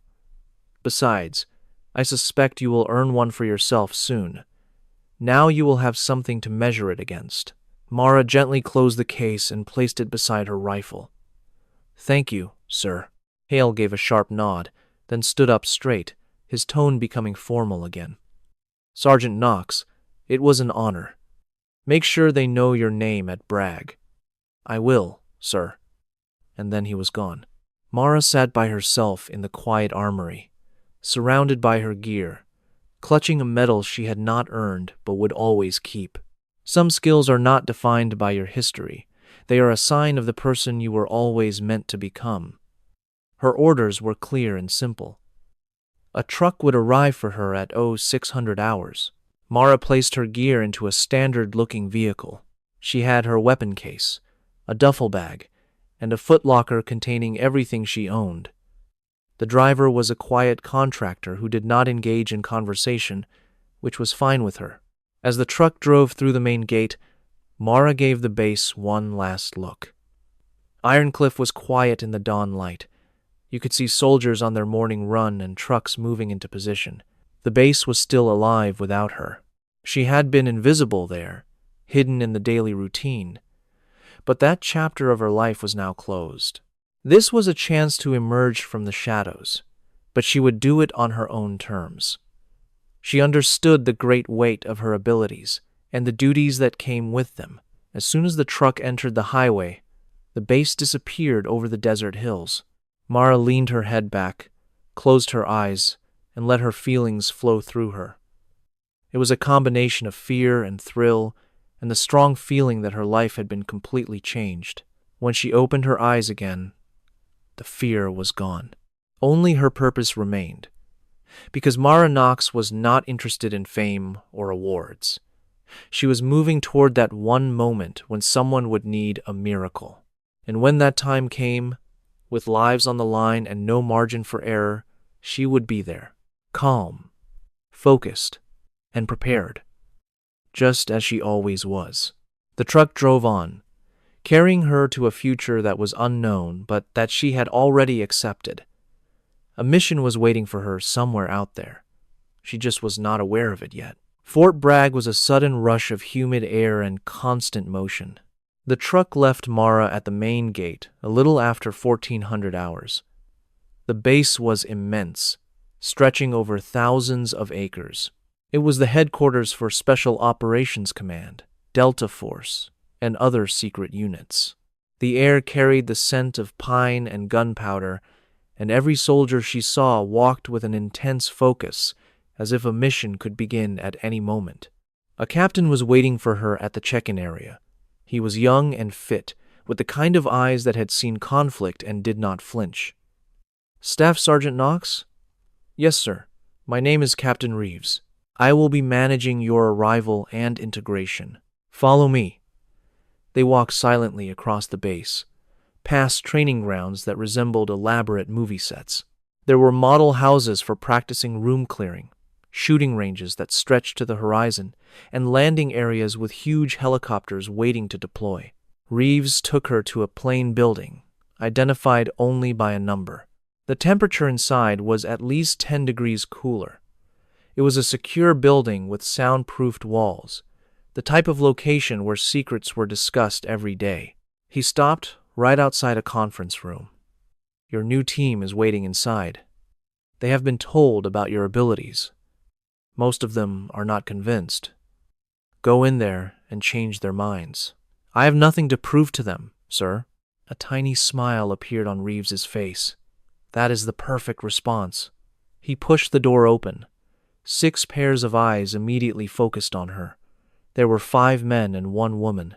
They all had the tough expressions of people used to living with constant stress and risk. These were elite operators, the very best. The man sitting at the head of the table got to his feet. He seemed to be in his mid-40s, with a scar on his jaw and sharp, intense eyes. "Sergeant Knox, I am Master Sergeant Torres. This is the team. Please, have a seat." Mara sat, setting her rifle case on the floor next to her. Torres gestured to each person. "This is Hernandez, our personal security specialist. Kim is our communications and intelligence expert. Vega handles explosives and breaching. Martinez is our combat medic, and that is Collins. She is our tactical planner and is responsible for Overwatch." Each one gave a small nod as their name was called. There were no welcoming smiles. Torres sat back down. "We read your file, or at least the parts that were not blacked out. You have made some amazing shots. It is a remarkable record. But let us be clear about one thing. This is not a solo operation. You will not shoot without a specific order. You will not move without the team. Is that understood?" Mara met his gaze directly. "I understand perfectly. However, I will not take a shot I am not confident I can make. If I determine the conditions are not right, I will let you know." Hernandez, a large man with powerful arms, gave a short, sarcastic laugh. "So what you are saying is that you know more than the mission commander?" "I am saying that I know my own capabilities, and I refuse to misrepresent them just to make someone else feel sure of themselves." The room became completely still. Collins, the other woman, who was thin with watchful eyes, leaned forward. "Good. The last sniper we had would take any shot, he was told. His actions cost 2 hostages their lives in Yemen because he would not admit the angle was too difficult. Torres nodded slowly. We operate on trust here, Knox. You trust us to get you into position and keep you safe. We must trust you to tell us what is possible versus what is a dangerous gamble. Can you do that? Yes, Sergeant. In that case, welcome to Task Force Wraith. We are deploying in 3 days. Your training begins immediately. Let us get to it. The next 72 hours were the most challenging of Mara's entire military life. She was put into simulations that made her past training look like a child's game. They rehearsed rescuing hostages from cities, eliminating targets during intense firefights, and facing off against expert enemy snipers. Every single exercise pushed her to her absolute limit and then demanded she go further, but she never gave up. On the second day, Torres placed her in a virtual simulation. Her position was on a rooftop, providing cover for the team as they advanced on a building 300 meters away. Enemy snipers were in high positions, civilians were on the streets, and a key target had to be taken out before her team went inside, or they would all be caught in a trap.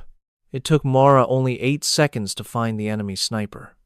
She planned the shot in 12 seconds and fired at the 18-second mark. The simulator registered a direct hit. Later, Torres replayed the video, his arms folded across his chest.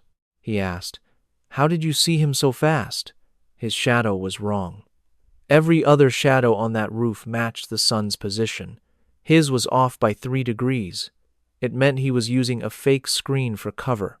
Kim let out a soft whistle. That is incredible. Yes, that is very incredible, Vega added. She actually outthought a computer program. Mara stayed quiet. She was already filing away the new knowledge. False cover always leaves a trace. She had to remember that. On the 3rd day, they gave her the final challenge. It was a live fire exercise using real targets. Old cars were set at distances from 800 to 2,400 meters. The wind was wild, and the entire mission was timed. The team advanced through a fake combat zone as Mara gave them cover from a high ridge. She took 11 shots in 30 minutes. 10 of them hit their targets. She only missed 1 time when a surprise gust of wind threw the bullet off its path. When they finished, Torres climbed up to her spot, breathing hard from the effort. "That one miss," he said. "Tell me what happened." The wind changed without any warning. A pocket of warm air appeared. I did not adjust for it fast enough. What would you do differently next time? I would have held my fire for 3 more seconds. I would have let the wind settle. Then I would have shot in that moment of quiet. Torres nodded slowly. And what if waiting those 3 seconds got the team eliminated? Mara looked directly into his eyes. Then I would have fired and accepted the possibility. But I will always wait if it means I can guarantee a hit. Torres studied her for a long moment, and his face gave nothing away. At last, he held out his hand. "You have a place here, Knox. You are destined for great things." When she shook his strong hand, she felt his power, his confidence, and his acceptance. For the first time since she got there, she felt like she was right where she belonged. The assignment came much faster than she thought it would. Just 18 hours after her final evaluation, the team was on a C-17 transport plane heading east. The location was classified. The mission was classified. Mara just knew that people were in danger, and they needed her abilities. The mission details came out while they were on the plane. Torres stood at the front of the cargo area, holding a tablet with a serious expression. Our intelligence sources found a high-value target. His name is Ahmad Kassir. He is the main supplier for a network that has attacked 3 separate countries. He is inside a secure facility in the Wakhan corridor, a place that is mountainous and isolated from everything. We will have no air support because of politics. A direct ground attack is impossible. The only road is full of explosive mines, and the whole place is heavily defended. He showed a satellite image to the team. Cassier walks between these 2 buildings on a very precise schedule. At 600 hours local time, he walks from the main house to a second building about 40 meters away. That gives us a window of 15 seconds. It is the only opportunity we will have to take the shot. Mara examined the picture closely. The range was 3,100 meters. The target was 400 meters lower than their position. The wind was unpredictable and could blow up to 20 knots. Hernandez shook his head, unable to believe it. A shot like that is completely impossible. That is exactly the reason Knox is a part of this team, Torres stated with complete assurance. He looked right at Mara. Can you make that shot? The shot was an absolute nightmare, a difficult puzzle that demanded total perfection. I can do it, she told him with confidence, but I need at least 6 hours at the location. You will get 8, he answered. We go in tonight, get into position in the dark, and we wait for sunrise. The other team members looked at one another, but not one of them objected. Torres explained the conditions. We must have a positive identification of Cassier. Absolutely no harm to anyone else, and you only have one chance. If you miss, he will disappear forever. The tension in the air was so thick you could feel it. Mara gave a determined nod. I understand perfectly. They arrived at midnight, sliding down ropes from a Black Hawk helicopter into a dangerous and unfamiliar world. It was a place of jagged mountains and endless rock, where the air was so thin that every breath was a struggle. The team navigated through the dark without making a single sound, using only hand gestures to communicate with their night vision goggles. Mara's pack felt like it was loaded with bricks, holding her rifle, weather gear, computers, and backup ammunition for shots she hoped she would not have to fire. The climb took 4 difficult hours. When they finally got to the firing position, on a rocky ledge above the valley, Cassier's compound seemed like a fortress that could not be breached. Mara's legs were on fire, and her lungs ached for more air, but her hands were completely steady. Collins went to secure their perimeter while Mara began to get ready.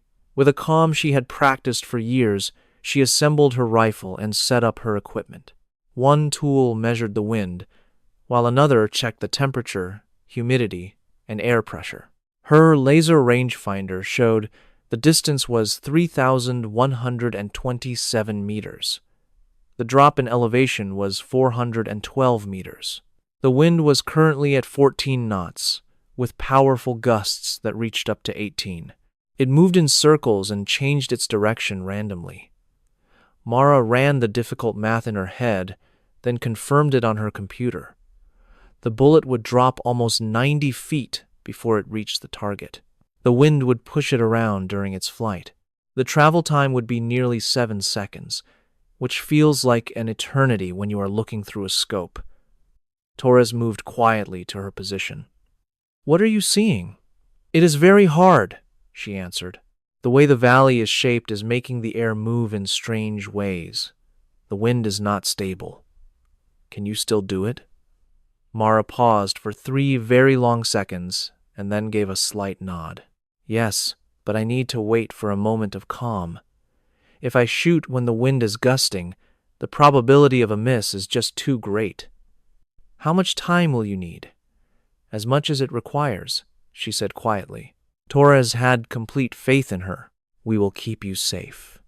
Take all the time you need. He moved away, leaving her by herself with her rifle in the early morning light.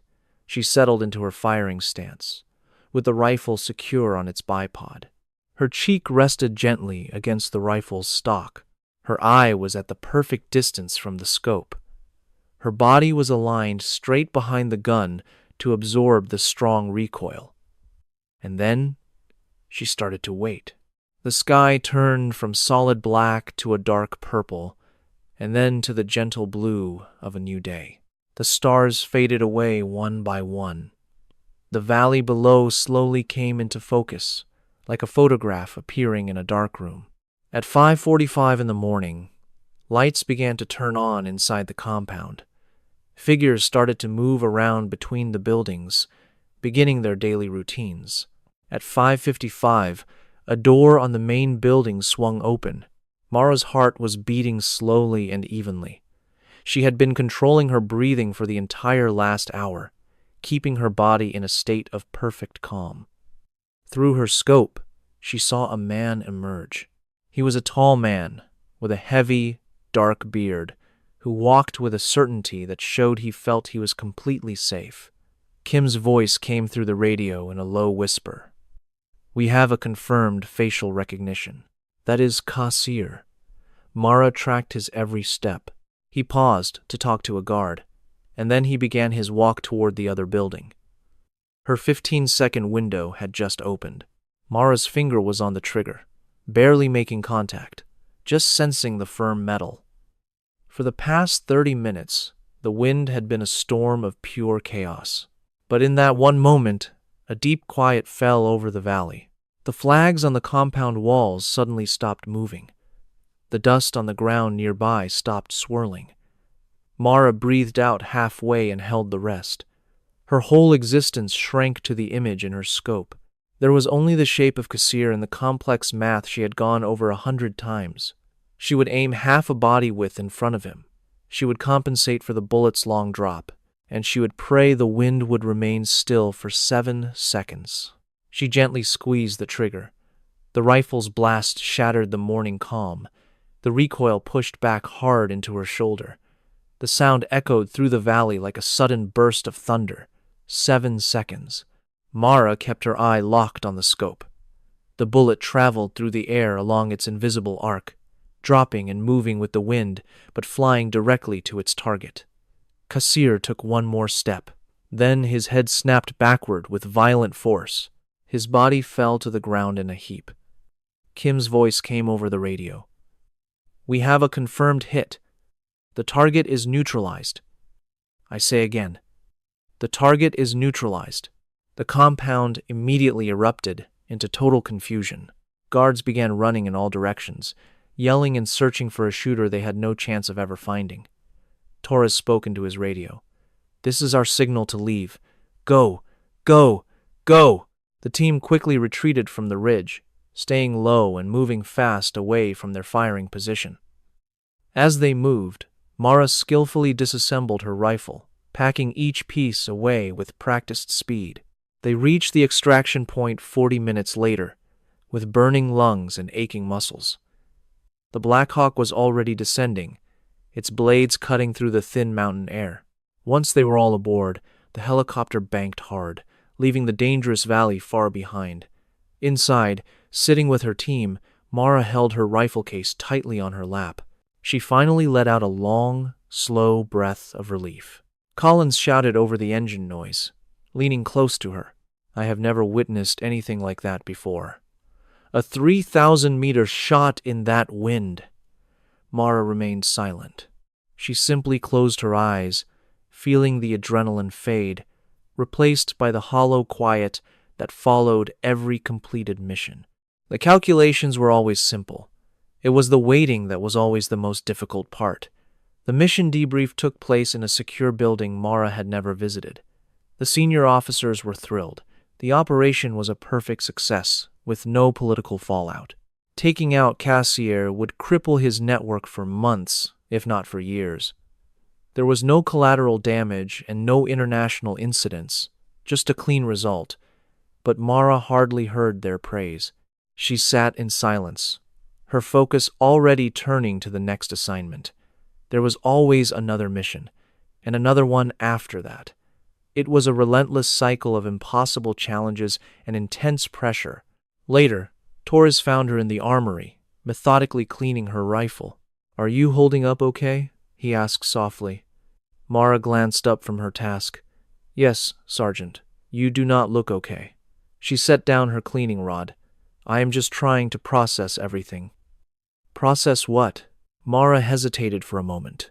"This morning, I took a man's life from 3,000 meters away. He had no idea I was coming. He did not even know I existed. He had zero chance to defend himself. And now everyone is celebrating as if I just won some trophy." Torres sat on a stool across from her. "You did win a trophy. They are putting you in for the Silver Star. I do not want it. It does not matter what you want. You earned it." He paused. "Knox, Do you know what Cassier was responsible for? Mara said nothing. 17 bombings across 3 countries. 43 civilians lost their lives. 12 soldiers, and hundreds of families were shattered forever. He planned every single one, he funded every single one, and his next target was much worse. Our intelligence confirmed he was planning to attack a school. Torres leaned in. You stopped that from happening with 1 bullet. It was a single, perfect, incredible shot that saved more lives than we will ever be able to count. So yes, people are acting like you won a medal, because in every way that truly matters, you did. Mara looked him straight in the eye. Does this awful feeling ever go away? No, Torres answered with total honesty. It never does. But you get better at carrying it. You begin to understand why it was necessary, and that makes the weight a little easier to bear. He stood up and placed a hand on her shoulder. Welcome to the Wraiths, Knox. For real this time. He left, and Mara stayed with her rifle, absorbing his words. The weight would never disappear, but she would keep on carrying it. Someone had to. 6 months later, Mara stood in General Hale's office at the Pentagon. The orders were simple. Show up in dress uniform. No other information given. She had flown in from Fort Bragg that morning, exhausted from a mission in North Africa that ended just 3 days before. Hale was behind a huge, polished desk that seemed out of place for him. It was too pristine, too formal. Knox, please, take a seat. She sat down, her posture perfectly rigid. Hale studied her for a moment. You have changed. Changed how, sir? You look older, not in your face, but in the burden you carry.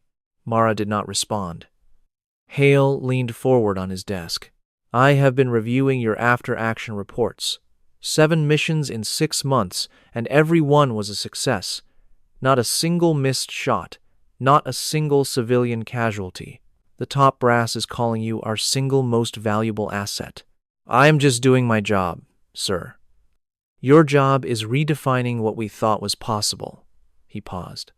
But I did not call you in here just to compliment you. I called you here because I made a promise to you at Ironcliff. I told you to always remember that you are a soldier, not just a tool. I need to know if you still believe that. Mara was quiet for a long time before she finally spoke. I take shots that end lives. I do it from distances that are difficult for most people to even comprehend. I operate from the shadows, a ghost that no one sees or hears. To some people, that might make me seem like a weapon. I saw that look on General Hale's face, but I am an instrument, guided by people who understand the true price of my work. Torres always clarifies the reason for each target. Collins always reminds us of the lives we are saving. They make sure I never forget this is about people, not just numbers. I met the general's gaze. So, yes, sir. I am a soldier. A soldier knows that violence is never the goal. It is the very last resort. And every time I take a shot, I honor that difficult truth. General Hale leaned back, the tension finally easing from his shoulders. Good, he said, his voice calm. That is very good. He opened a desk drawer and pulled out a small, simple box. This is for you, but I need you to wait until you are alone to open it. I took the box, surprised by how heavy it was. Sir, you have my word. I stood up and gave him a sharp salute. Thank you, sir. As I reached the door, he spoke again. You have become the soldier I always knew you could be. You accomplish things others consider impossible, but you never forget the reason why. Do not ever let anyone take that from you. I will not, sir, I promised, and then I left. Later that evening, in the privacy of my room at Fort Bragg, I opened the box. Inside was a single old photograph of a young soldier, about 20 years old.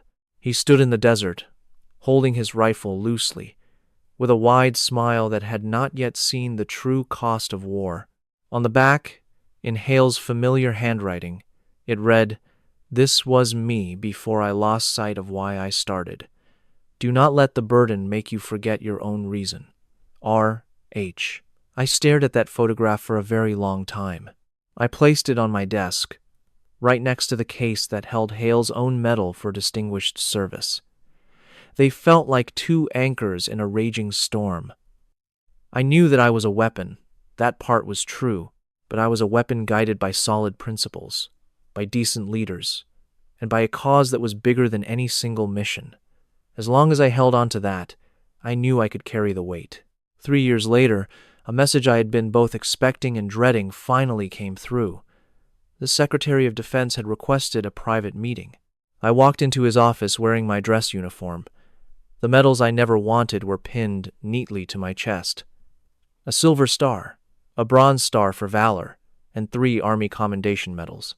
Each one represented a split second, a life that was ended, and a choice I would carry with me forever. The secretary, a man with salt and pepper hair and the sharp eyes of a retired general, stood up as I entered. "Staff Sergeant Knox, thank you for coming." "Sir?" I replied. He gestured to a chair, and we both sat down. "I was just reviewing your service record," he said. 43 missions with 43 successes. You have saved hundreds of lives, maybe thousands. You have become a legend in the special operations community. I did not say a word. "Even legends have their breaking points," the secretary said. "The body begins to break down. The reflexes slow down. Your commanding officer mentioned you have been requesting fewer assignments." "That is correct, sir," I confirmed. "May I ask the reason?" I looked him directly in the eye. "Because I am human, sir. Every mission takes something from you, and I have paid a very high price already.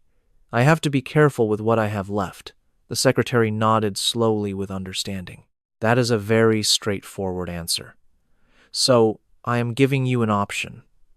You can remain with your unit, Wraith, and take on a reduced role, mostly training the new operators. Or, you can retire, effective today, with full honors and benefits." I felt a profound change deep inside me. "Retire? Sir? You have served with incredible distinction, more than anyone could have asked. No one would ever blame you for walking away." I sat there in silence for a long moment. I thought about Ironcliff, about General Hale's quiet guidance, and the incredible burden I had carried for years. At last, I spoke. "What happens to the mission if I am gone? Who takes the shots that I would have taken?" "We will find someone else," he said. "We always do. But will they succeed?" The secretary's professional demeanor cracked just a little. "Honestly, probably not. Not every time. You have a unique combination of talent, self-control, and incredible judgment that is almost impossible to replace." I nodded very slowly. "In that case, I will stay. I will work on a limited schedule as a trainer. But when a mission comes along that seems impossible, when lives are on the line and I am the only one who can do it, you make the call, and I will be there." The secretary smiled. I truly hoped you would agree. He rose to his feet and offered his hand. "Thank you, Sergeant Knox, for your dedication, your personal cost, and for being the hero this nation required." I returned his handshake, feeling its solid grip. I grasped the unspoken message in his statement, a form of recognition I had never wanted but was slowly learning to accept. I left the Pentagon that day, catching a plane that took me back to Fort Bragg. I went home to the team that was my true family and to the rifle that had become my true voice. For the first time in many years, a quietness settled over me that felt like peace. 5 years later, Staff Sergeant Mara Knox stood on a Fort Bragg training field. She watched a young soldier, barely 20 years old, struggle to aim at a target 1,000 meters away. The young recruit was trembling, his anxiety making him grip the weapon too tightly. Mara moved closer and knelt beside him. "What is going through your head right now?" He admitted, "I just cannot seem to line up this shot, Sergeant." The breeze is unpredictable. The angle feels completely off. Then do not take the shot, she replied simply. The soldier looked up at her, his face a mask of confusion. What are you trying to tell me? If the opportunity is not there, you can never force it. You need to have patience and wait for the perfect opening. You have to trust the entire process. And if that opening never comes, you acknowledge it and find another way. But our trainers said we have to. Your trainers are not the ones looking through the scope, she interrupted. You are. And you are the only person who will know when the time is right. Mara paused. So, is it? The soldier turned back to the target and drew a long, slow breath. He got into his position, waited for a lull in the wind, and then squeezed the trigger. The bullet hit the target precisely in the center. A huge grin spread across the young man's face. Mara gave his shoulder a supportive pat. Excellent work. Now repeat it until it becomes muscle memory, not just a lucky shot. She stepped away, letting the young soldier continue his practice. She felt a deep satisfaction that came from mentoring another person, a feeling that outshined making the shot herself. That evening, she sat alone in her quarters, carefully cleaning her rifle before placing it in its case. She was not sent on missions very often anymore. It happened maybe once or twice a year, for special cases that demanded her unique skills, but she maintained her readiness, because some duties never really end. Some obligations stay with you for a lifetime, and Mara Knox had finally made peace with the person she had become. The call for one final mission came on a Tuesday. Mara was instructing a class when Torres appeared in the doorway, his expression serious. She knew instantly. She dismissed her students, packed her gear, and met Torres in the briefing room. What is our situation? Torres projected satellite images onto the screen. A journalist was captured by a militant group. They are moving her to a new location for a public killing. We have 12 hours before they stream it live. A rescue team is too far away, but we have a visual on their transport. It is one truck holding 6 hostiles and the hostage. They are crossing a wide-open desert with no hills or cover. Mara studied the image with intense focus. The distance is 4,200 meters, maybe even more, depending on where they stop. The room became deathly quiet. 4,200 meters. It was a shot far longer than any she had attempted in the field. It was a shot longer than anyone had ever officially attempted. Torres looked at her directly. Can you make it? Mara thought of the young soldier she had coached just that morning. She thought of the old photo from Hale that sat on her desk. She remembered every shot she had ever taken and every life that was saved as a result. She then gave a decisive nod. Just get me into position. I will take care of the rest. They landed by helicopter as the sun rose, touching down on a high ridge overlooking the vast, empty desert. Mara set up her equipment with the calm expertise of someone who had done this 1,000 times. She calibrated her sensors, factored in all the variables, and prepared to make a shot that seemed to bend reality. Collins was beside her, looking through his spotting scope. The wind up here is a monster, he said. It is gusting to 25 knots. The air temperature is climbing fast. The heat distortion will make a clear picture almost impossible. I know. Mara, this is well beyond anything we have ever done before. Mara remained focused on her scope. I know that as well. The truck finally came into view 2 hours later. It was a single dark shape moving across the sand, kicking up a trail of dust. Through her scope, Mara could barely make out the figures inside. 6 men and 1 woman with her hands tied. The range is 4,287 meters, Collins announced. She ran the numbers in her head. The bullet would drop over 100 feet. It would be in the air for more than 8 seconds. The projectile would have to fight winds from 3 different directions as it passed through layers of rising heat. The margin for error was less than a single inch. Collins's voice came through her earpiece. We are green for engagement. The shot is yours when ready. Mara settled into her rifle. Her breathing slowed, and her pulse dropped to the steady, calm beat she had trained for 15 years to achieve. She waited. The truck drove for another kilometer and then shuddered to a halt. The militants got out, dragging the journalist with them. They started to assemble a camera, getting ready for their horrific broadcast. Mara centered her scope on the leader, the man pressing a weapon against the journalist's temple. This was the moment. The impossible shot. The one that would either save a life or haunt her dreams forever. She let out half a breath. Her entire existence narrowed to the crosshairs of her scope. There was only the calculation and the single, perfect moment when all the forces aligned. She squeezed the trigger. The rifle's report echoed across the empty land. 8 seconds of pure silence followed. Then, the distinct sound of impact reached them. Collins shouted, "Target down! I repeat, the hostile is down!"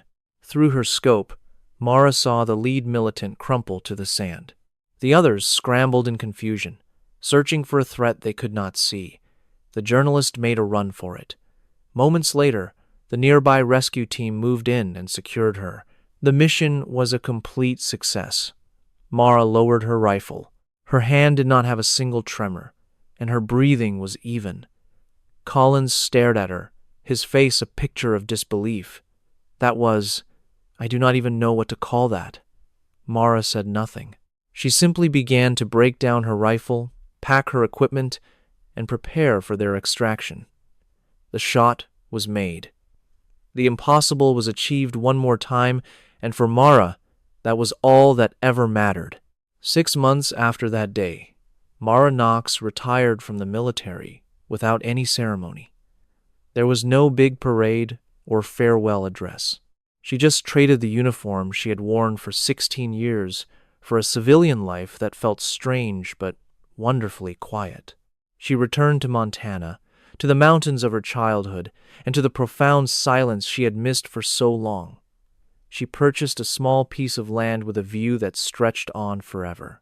She built a small workshop where she could work on rifles and teach the handful of students who sought her out. Torres and the old team visited her once. They gathered around a fire, drinking coffee and telling stories of missions the world would never know about. "Do you miss any of it?" Torres finally asked. Mara gazed at the mountains, at the endless expanse of stone and sky. "Some parts of it, I do. But I did the job I was made to do, and now I am doing the job I need to do. That new job was just to live, free from the constant vigilance and the crushing weight of responsibility." Torres nodded in complete understanding. They stayed until just before dawn, then left her to her solitude. Mara stood on her porch watching the sun appear. She felt a kind of peace that had been a stranger for most of her life. She had been an instrument, a soldier, a legend spoken of in hushed tones inside secure rooms and classified documents. But she knew she was more than that. She was a woman who understood that true greatness is not measured in medals. It is measured in being ready when no one else is. It is measured in achieving the impossible when everything is on the line. It was about carrying a weight so that others could live without it. And now she could finally set that weight down. Not out of weakness or defeat, but because she had given everything when it mattered most. And that was always enough. A few years later, a young soldier showed up at Mara's home. Torres had sent him with a simple request. The impossible was needed one last time.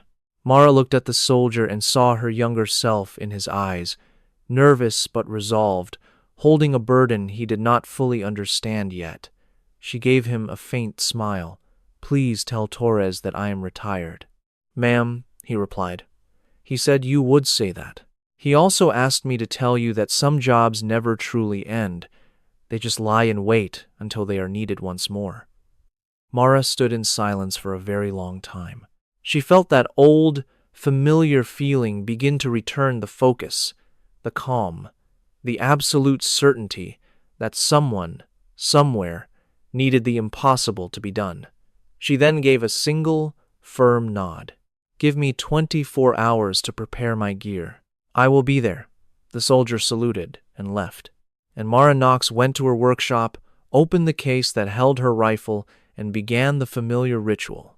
Because some responsibilities are carried forever, not from a sense of duty, but because when the world calls for help, you answer. You should always watch the quiet people who prepare in the shadows. When a crisis demands the impossible, they are the ones who step out from the darkness.